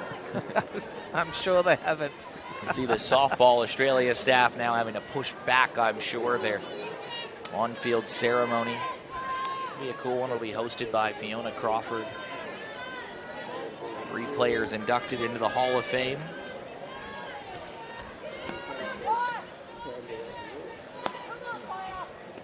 Know anything about what that's like, Joyce Lester? Being inducted into a Hall of Fame? Sometimes. Special feeling, I am sure. They do it very differently now. They tend to do it at Australian Championships or at some tournament, whereas mine didn't quite happen that way. But, you know, everything is... I think it's great you do it in front of the softball community now. Yeah, in front of national players as well. A lot of people here where this jersey means a lot to a lot of people. Well, it's a good thing for the younger players to see too, that that's what you're going to aspire to be able to do in the future. There's an amazing display back in the function room of a lot of different memorabilia and history as well. If you are at the ballpark a little later on, maybe you're watching this at home in Brisbane and Queensland, saying, I'm going to come down for the 6:30 game. Probably worth checking out. Sneak your way back up into the room. Don't tell anybody I said that. But I think it's worth sneaking your way up there and taking a look at some of the memorabilia on hand. Yes, especially if you had anything to do with Brisbane or Queensland softball, even Australian softball, it's all there. It's all underneath a sign that has this woman at the plate, her name on it. Erin Blackmore has won a couple awards playing in the Brisbane Softball Association before moving to New Zealand a few years ago. Heard from her on the broadcast earlier saying how special it was to be back and seeing familiar faces. Ground ball charging on, making the play is Tamika Whitefield. Yeah, she left 9 years ago, and I think she was a prominent player here, and I'm positive she used to pitch. I really do think she used to pitch, but of course now she's a bit older. She's always been very, very quick, and she's always been quite a good hitter, but I think here she probably hasn't shown her true capabilities. Here's Carrie Simeon. Simeon takes the pitch. Kaya Parnaby allowed that leadoff walk runner. Now in second. Just trying not to let another run cross the board. It would give Australia a chance to try to score 3 in the 5th and try to push it to a run rule victory if that was the case. And try to get out of this game with about an hour and a half before rest. That would be enough time, you would think, just to get a bit of food, get some hydration, take a deep breath, and get set for a game. Australia had to battle a 7-6 loss to Japan. I know, who would ever think that when Australia played Japan, it would end up as 7-6? Yesterday was 6-5. I know, that is so unusual. That really is a batting score. And at this level, and with those teams, you wouldn't expect that. Yeah, both teams have really shown they can hit that. That comeback from Japan was quite remarkable. It was a 4-2 lead for Australia in the last inning. 2 outs, and then Japan just started hitting and hitting and hitting some more. And that's just what they do. Once someone gets a hit, it's like a tumbleweed. It just rolls through the whole team, and all of a sudden everyone's doing it. Simeon battling away, the 31-year-old. Pitch on the outside again. New Zealand played their first game today versus Japan at 9 a.m. It's been a long day. Already you're 9-5 and soon about to be overtime on a Sunday. Is that double time and a half, or how does that work? I know, when I looked at the schedule and I saw 3 games today, I went, oh, that's not so bad, because when you go to Nationals, it's 5 games a day. You're there from 9, till 10 at night. That's huge.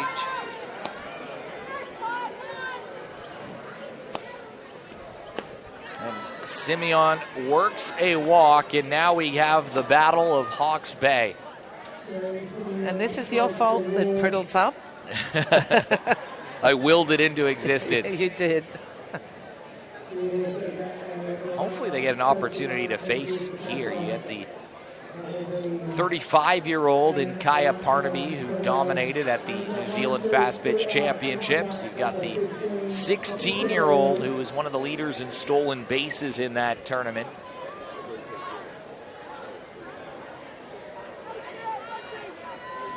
Priddle has been quite the story in New Zealand softball, became one of the youngest players to ever debut at the senior level. She's made some highlight reel defensive plays today. She helped score 2 runs. She bunted on a squeeze play. The ball was overthrown by Giros at third, and throughout that process, Priddle ended up at third, and 2 runs came to the plate.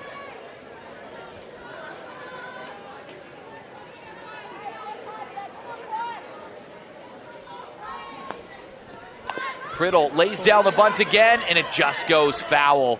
Thank goodness, because there was no way they were getting an out on that ball. It was a great bunt. She's so fast. She is. Even in the last one, I noticed that she was actually touching first base just at the time they were picking up the ball.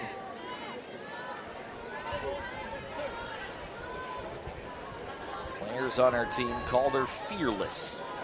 Let's see why.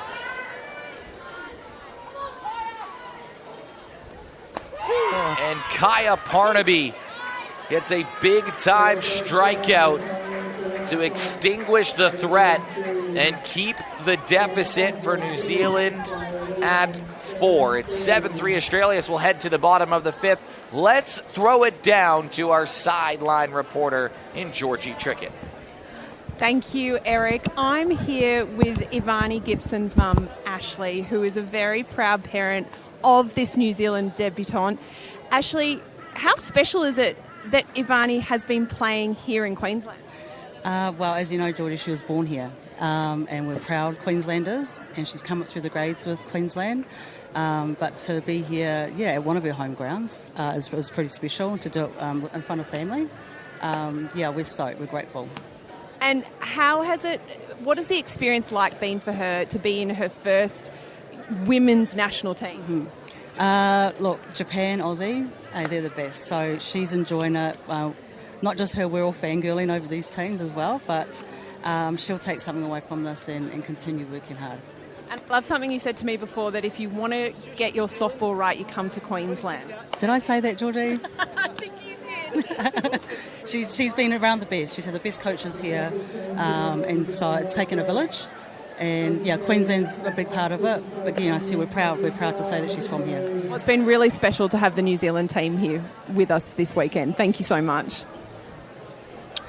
That's a great story. Thanks for that, Georgie. Ivani Gibson Grew up at this field before moving to New Zealand 3 years ago. She's just 17 years old, Gibson, but moved at 14 to New Zealand. And yeah, you heard from her mom saying that when you want to get softball right, come to Queensland. Well, we were saying that before.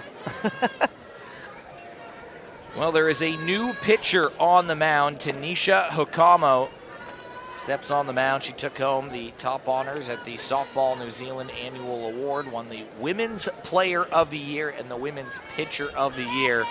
She'll have to go through a Queenslander in Tamika Whitefield and a couple Queenslanders in Maya Giros and Jenna Trim. In our last game, we had Tanisha, and I think the girls hit her quite well, and then she had to leave the field. Hokamo, the ace right now of this New Zealand team. Played some college over in the United States at Midland College and ends up winning the Western Junior College Athletic Conference MVP. Hard hit ball down the line, and Tamika Whitefield can fly. She's going to stand up at 2 and make the push for 3 and a late stop sign. But Tamika Whitefield has her 3rd hit of the game. She had a home run earlier, and Australia have a runner in scoring position.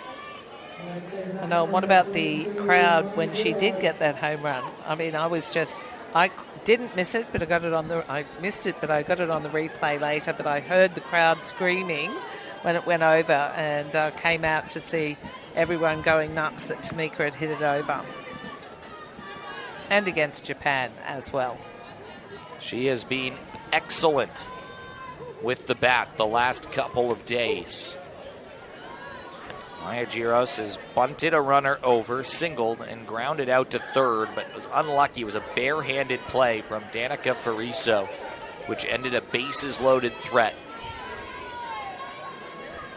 Australia have worked in this game. Hokamo gets her to chase on something outside.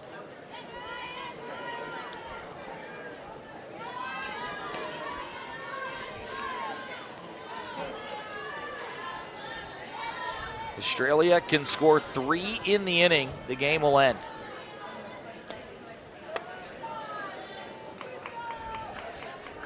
Long way to go before then. You need a string of hitters, but Australia in this game scored 1 in the first, 3 in the second, 1 in the third, and 2 in the fourth, and have left the bases loaded.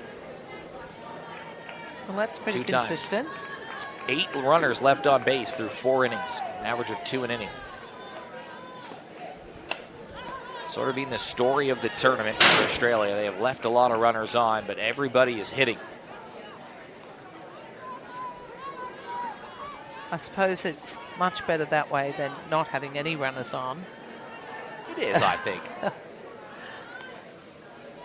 This is the top of the lineup, and all of these women have been hitting well. Giros, Trim, Adkins, they're the ones due up, and Amber Hood has moved up the lineup as the week's gone on. Ground ball over to short. A turning stop from Breakwell, but the runners are on, and the winning run is going to come to the plate. And Jenna Trim has some home run power. Nice hit from Giros up the middle, and actually a great stop by Breakwell, but there was no way she was going to get Giros out. She's speedy.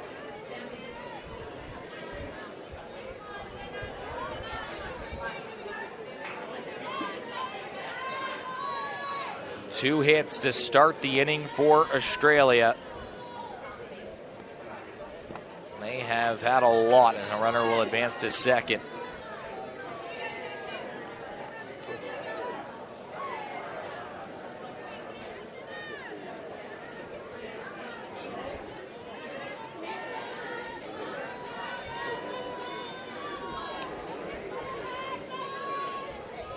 Trim fouls one away.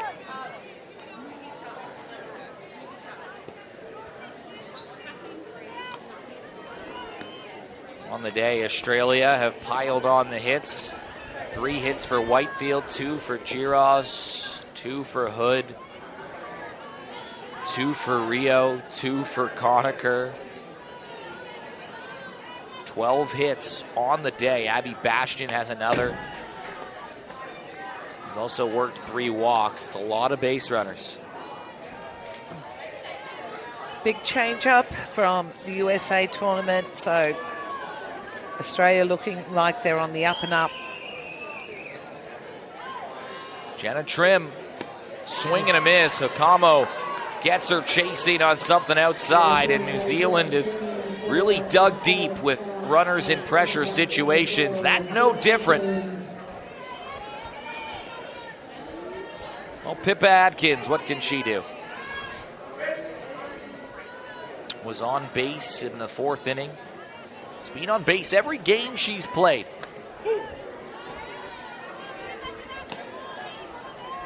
A few different roles for Pippa, too. She's played at the top of the lineup, in the middle of the lineup, start of the weekend at 6 or 7 in the lineup. Yeah, she did great as a leadoff, I have to admit, but that was more so because Meeks probably didn't start so well. But it's been great to see her moved around like that.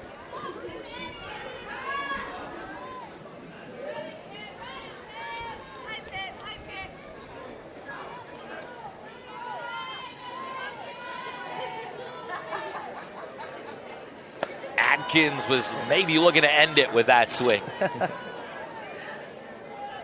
I think it must be great for the coaches of Australia to be actually have to pick the order, knowing how many batters are actually hitting. Yeah, and the ones that aren't in the lineup.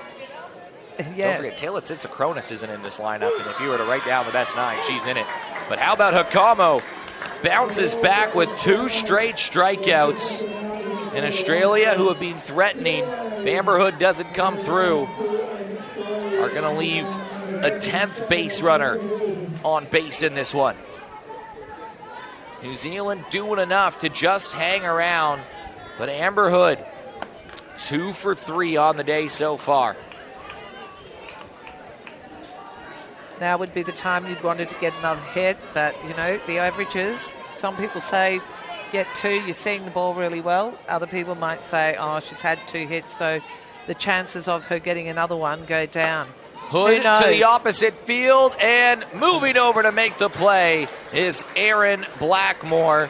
So Australia get the first 2 on, but New Zealand hold and stay within 4. Australia now 10 runners left on base. You need to stop counting them as we go. I'm sure they're already counting them as we speak. Well, just because we stop counting doesn't mean it's not real. I know, but it is an indication that they're hitting. Let's put it that way. Yeah, you Let's got to take find a the positive positives. out of it. Yeah.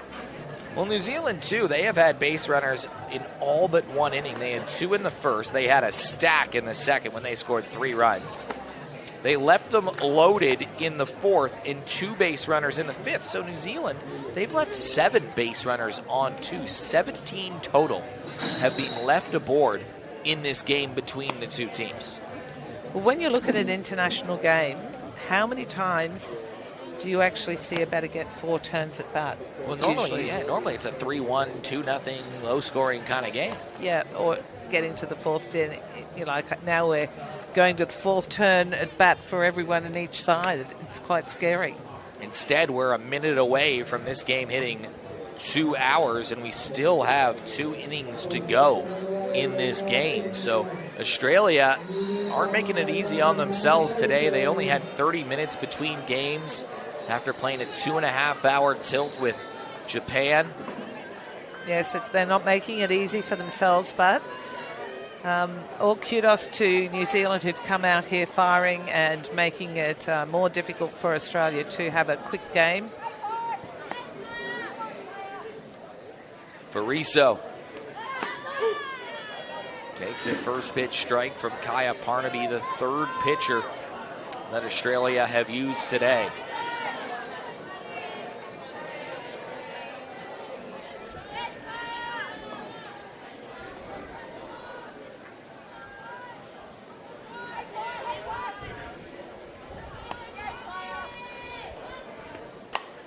Driven to left field. Does this drop? No, it goes foul. Your favorite player up to bat? I do like Danica Fariso. She has turned into a favorite of mine, at least. Playing hard at second base. She's been on base twice today. Driven in a run, stolen a base. Seems to do all those little things pretty well. She's a veteran player, though. She's been around this team for a while. Another hard hit ball, but that is well played by Maya Giros at third. And there's one down.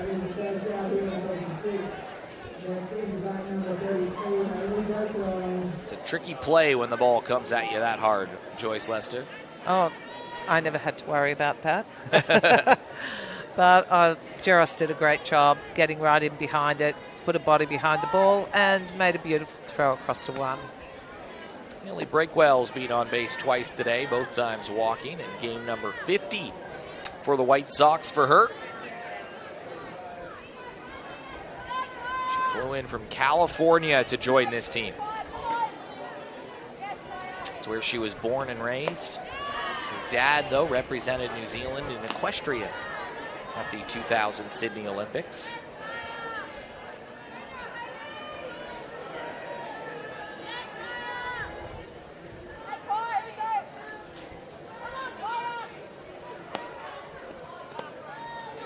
Parnaby, though, has started to settle the ship a little bit. She came in a tricky situation back in the fourth inning.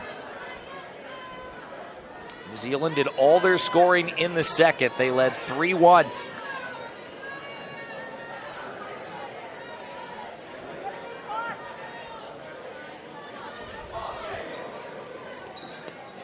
Ball in the dirt again. It's a laboring game right now. It is. I was just thinking about, it'd be nice, you know, if we had a few more strikes, you know, less pitches, you know. Early contact. Pick it up a little bit faster. At top of the sixth innings with one out.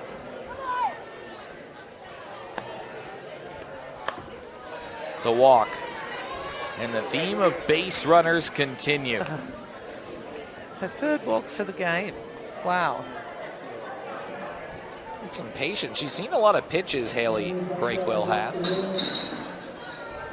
And this might be the fourth pitcher that Australia will use in the game today. They'll hand it over to Steph Trzynski. It's a Johnny Allstaff approach for the Aussie Spirit.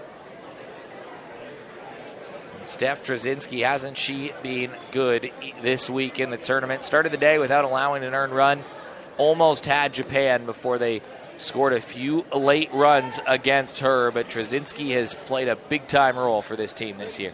Oh, she really has. And I think since she's come back to the game, she's a stronger-minded pitcher. You know, you see her out there, she looks like she's totally in control. And her pitches seem to be much better placed than they were, and a bit more spin on them. Steph's always been a very adaptable pitcher, and maybe in the local leagues and Gillies Shield, she strikes out a lot of batters, but here playing against Japan, New Zealand, a lot, you know, higher level players on the international stage. Not a lot of strikeouts, but entering the day at the 0 ERA. It was a lot of ground balls and flyouts, pitching to contact. Takes a good pitcher to do that kind of stuff too, to adjust maybe what you're normally used to. Yes, and I suppose the other thing is that they really should be thinking about the fact that they're only coming on for a few innings. There's no way that any of these pitchers will pitch a whole game. You know, in this situation against these sort of teams, we're going to move our pitchers around. So they really need to come out and just blow the other teams away. You know, early strikes, do all the basics that pitchers are supposed to do well. You want to talk about a player that loves her softball. She pitched for Australia versus Chinese Taipei. Steph Trzynski did in late November, early December. And she pitched on that was a series that happened from like a Sunday to a Wednesday or something like that. It was pretty cool. She ended up pitching in the morning in the final game versus Chinese Taipei that day.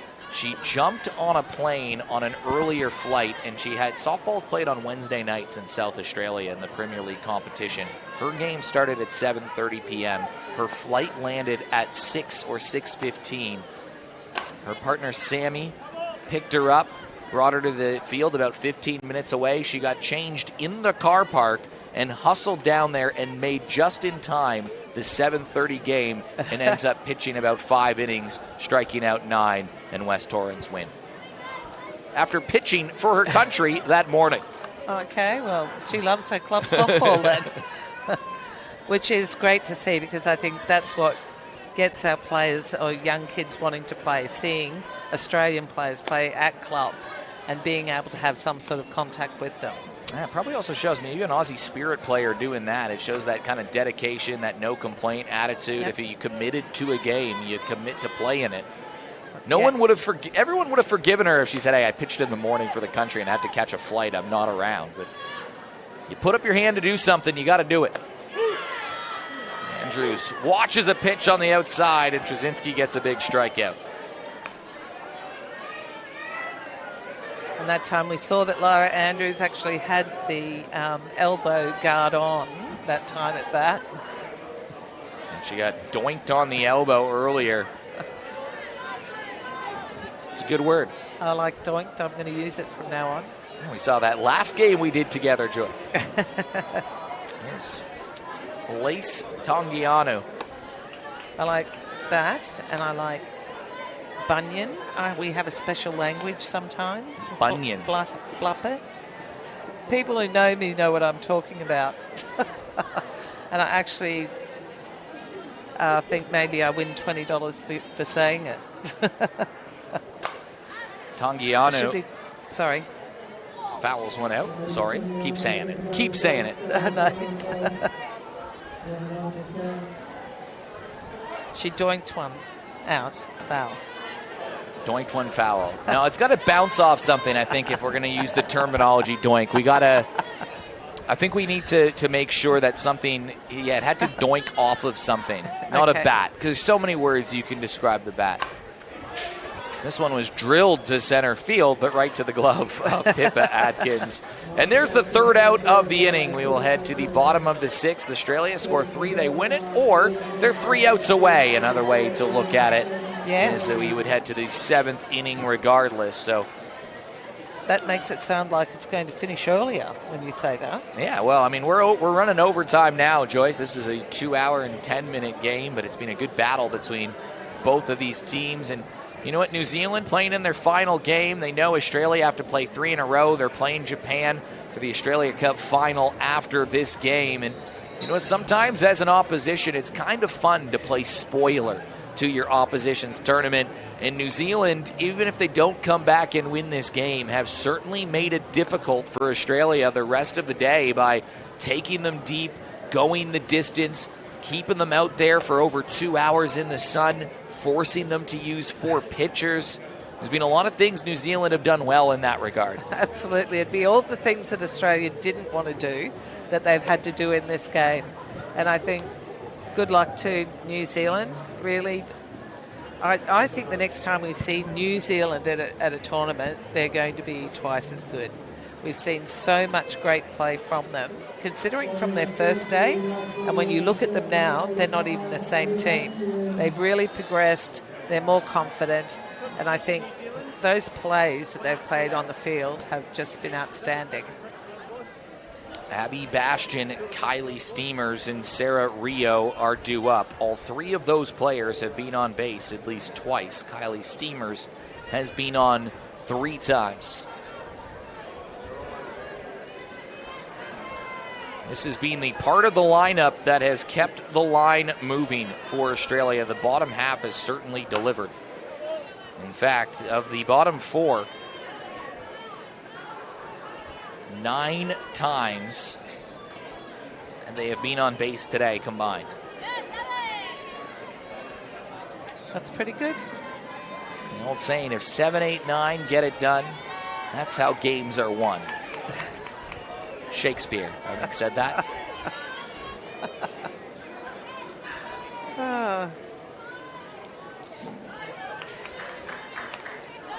You know, top to bottom hitting so important. I mean, you're going to have your big sluggers on any of these teams that you play on at this level. And for Australia this week, it's been the likes of Jenna Trim, Taylor Tsitsikronis.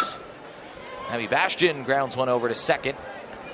Fariso makes the play. There is one down. But you're going to have those sluggers on any team. But what's all good of having a slugger if there's no one to drive home? In Australia showing that anyone, not just 1 to 9, but you can extend that to the bench players as well that aren't in the lineup. Alyssa Mile had 3 hits in her last game.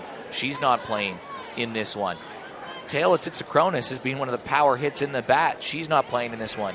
Chelsea Robinson had 2 hits in her last game. She's not playing in this game. Shannon Keevers not on the roster right now because she's a late hit, but she can hit too. So it's a 1 to 15 kind of batting lineup, it feels like, for the Aussie Spirit. And it would be good having Shannon Keevers here to be with Team 2, given her experience, and to be around some of those young players to help them out. I know she spends a lot of time out in the outfield, helping to do the camera and the scouting, so the players can go home, watch their turns at bat, and that's what they do. They do homework every night, watching exactly what they've been doing, seeing what pitches are being thrown to them. They should be organised, and they should know when they go into bat exactly what's going to be thrown at them. Ground ball to second again, and almost another nice play. And that one just slipped past the grasp of the infielder. Again, a lovely attempt there by Fariso. She spends most of the time in the dirt. Pretty unbelievable effort from all of these players on the New Zealand squad. Sarah Rio up to bat. Already had 2 hits in this game. You talk about Shannon Keevers. I mean, she is here, like you said, but she flew her way here. She had to withdraw because of an ankle injury. Couldn't play in the tournament, but instead of saying, hey, no, I'll stay home, she flew herself over. She put herself up. Just popped up towards left field, and moving over is the center fielder, Poppy Priddle. There's 2 down. But that says a lot about the character of Shannon Keevers. I mean, no one is covering her costs to be here. She just wants to be a part of it. Obviously a welcome addition of the team. I know, and look, she's just such a great team player. And you think, you know, there was a while there where she was living in Canada and having to train over there, and then coming back to play for Australia. It made it very, very difficult for her to train. Imagine being snowed in and having to train and do whatever she could. But she's probably one of the quickest players in the team, great outfielder, and she's an advantage to have here for the younger players. Nicole Conacher punches one to the left field into the glove of Marama Makia, and that will do it. Some good pitching from Hakamu, who has come in and chucked a couple zeros on the scoreboard and has taken this game the distance. We're going to go to the 7th and final inning. New Zealand will need 4 to extend the game, 5 to take the lead. It has been a plucky effort from New Zealand in this game. Oh, it really has. And they've taken it to Australia. They've done everything to Australia that they haven't wanted. Australia have a grand final after this, and with not much time in between. And so it's going to be hard. All these players have been out in the sun for hours, and then going to have to play again. Lift to play against Japan, the best team in the world, to try and win this tournament. And they stepped on the diamond at 12 p.m. for their first game. It is now 5:14 with a half-hour break between games. And it wasn't like it was a run-of-the-mill game in their first one. It was against the world number 1. They had a 4-2 lead late. That slipped away. Now having to play almost 6 hours of softball, well, certainly almost 5.5 hours of softball, and still have another game. This is, you've used that word a lot this week, that the Japanese players do a good job of training under duress. Well, this Australian softball team right now is playing under duress. They'll grow from this experience regardless of what happens. Oh, they will. And it's putting them in these tough situations is great for them for the future. You just can't do it any better than this. real situation against great teams and having to do it tough. Makia goes swinging on the first pitch, reaching back is Pippa Adkins. She initially charged in. I don't know if that ball sailed or was a slight misread. Regardless, it's a 1 out, and it looked like a reluctant 1 out with that finger she put up. Yeah, a little bit uncertain, and actually it's really hard when you're in the shade, half light like Pippa is in. Sometimes you can lose the ball. It's very difficult. Yeah, she's standing in a shadow out in center field. Yeah, I know as a player, when I used to warm up pitches, I'd always say, can we move out of this area, because you get all the flashes of light on the ball as it comes towards you. Denver Shaw Tate. Oh, no. Bromhead Lamalu steps in. Tyarn Bromhead Lamalu for a presumably final at-bat of her Australia series. Bromhead Lamalu making her debut at the senior level. Her mom came over as well, a former White Sox player. It's been a special week for the Bromhead family. And a swing and a miss.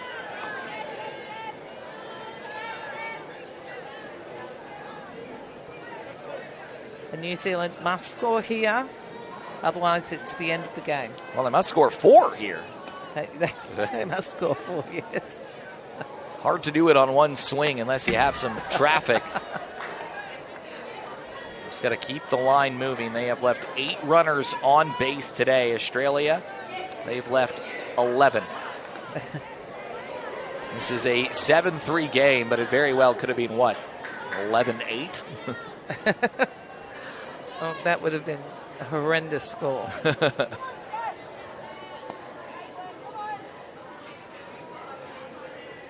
Bromhead Lamalu goes swinging. Steph Trzynski working him now into her 2nd inning.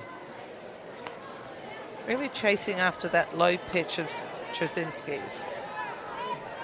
Trzynski moves the ball around a lot. She's got 2 strikes on her.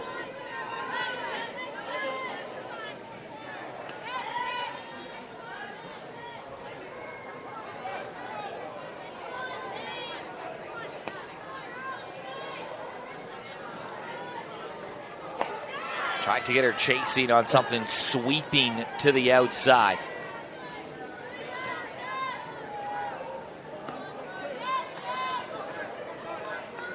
We'll have Georgie Trickett standing by for an interview after the game. And it'll be a Hall of Fame presentation. The Hall of Fame presentation won't be broadcast. You'll have to follow other channels, but Bromhead Lamalu puts a charge into the ball. It goes back to the wall. Pippa Adkins! An unbelievable catch against the wall. Oh my goodness, who would have thought she was going to be able to do that? But just baseball style, almost climbing the fence to be able to catch it. Wow, Pippa, that's awesome. Oh, yes. She robs Bromhead Lamalu of a home run.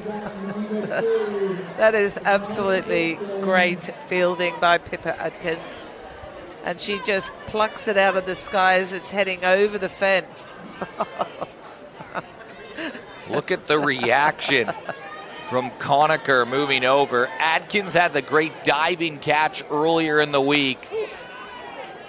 You want to protect an ERA, Steph Trzynski can thank Pippa Adkins for reaching over the wall and grabbing that ball. 1 out away from the finish of the game. Wow. Nice pitch. Unbelievable. And right in front of the scoreboard too. She was ready to climb. She had the hand on the wall. Talk about some highlight reel plays. That is right near the top.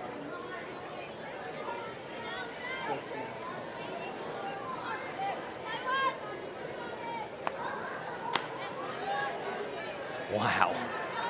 We've seen some good diving catches, climbing catches. We've seen some unbelievable defensive plays throughout this week from all 3 teams. Oh, we have. And I did say it would be great to see a package of all the classic catches of this weekend. It would be amazing. It would be. There's been some great plays. Even today, you think about Japan, they made a really cool, as Fiona Crawford called it, a Hollywood play with a little flip from the glove for a play to end an inning. Adkins, though, has been responsible for the last 2 outs. Up the middle, Trzynski snags the ball, and that's how the game will end. Australia withstand significant pressure from New Zealand in a game that takes nearly 2.5 hours to complete in some sweltering conditions on the field. But Australia get the job done, and they'll head to the grand final versus Japan on a winning note. And they really have done a great job. They've got to this stage. They're definitely in the grand final. Unfortunately for today, they really wanted to have their games to be a little bit shorter, so they're a bit fresher. They've got 3 games in a row, which is really tough for any sport. But being in this heat as well has really made that more difficult. I think they're going to be happy the game's going to be played under the lights. I'm going to be happy as well. And there is a little bit of advantage for movement pitches under the lights and in the night air. So we'll look forward, hopefully, to see a little bit more movement of pitches in the next game. And hopefully, how many games have we seen Australia play Japan, how close they've been, and Australia just haven't been able to edge out. Maybe this is the one in the next game. Well, Australia have had multi-run leads in 3 of the 4 games they played versus Japan, but have been unable to seal the deal. They were the closest they've been yet in the last game that they played, having a 4-2 lead with 2 outs in the bottom of the last inning. They just couldn't quite find the answer. A nice salute for the crowd, by the way, from the White Sox players, saluting the fans all around the diamond. They have performed with a lot of heart all week long, especially in the field that has come through. I feel like it's a team that you can really be proud of if you're watching back home in New Zealand. And I think a New Zealand player, rightfully so, is Georgie Trickett is trying to grab a couple of players out there. And I think she might, almost standing by. She's doing some hard work down there, isn't she, Georgie Trickett? She's got 2 players moving over, including Laura Andrews, I can see. So a gutsy effort from New Zealand. They fall just short, but an effort to be proud of. Let's throw it down, sideline with Georgie Trickett. Thank you, Eric. I'm here with Pania Monk, who started off the pitching here for New Zealand. You really took it to Australia in those first couple of innings.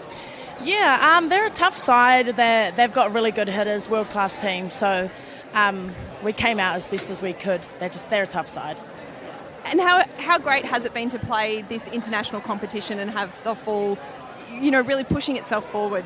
Yeah, it's been awesome. We don't get a lot of international softball, so to be able to come over and be so close to home, it's been good. We've had 2 in the last few, maybe 9 months. We've had 2 international tours, and I think it's really helping our program. We're building every time, and I think after this week, we know where we're at, and we're in a good spot moving forward.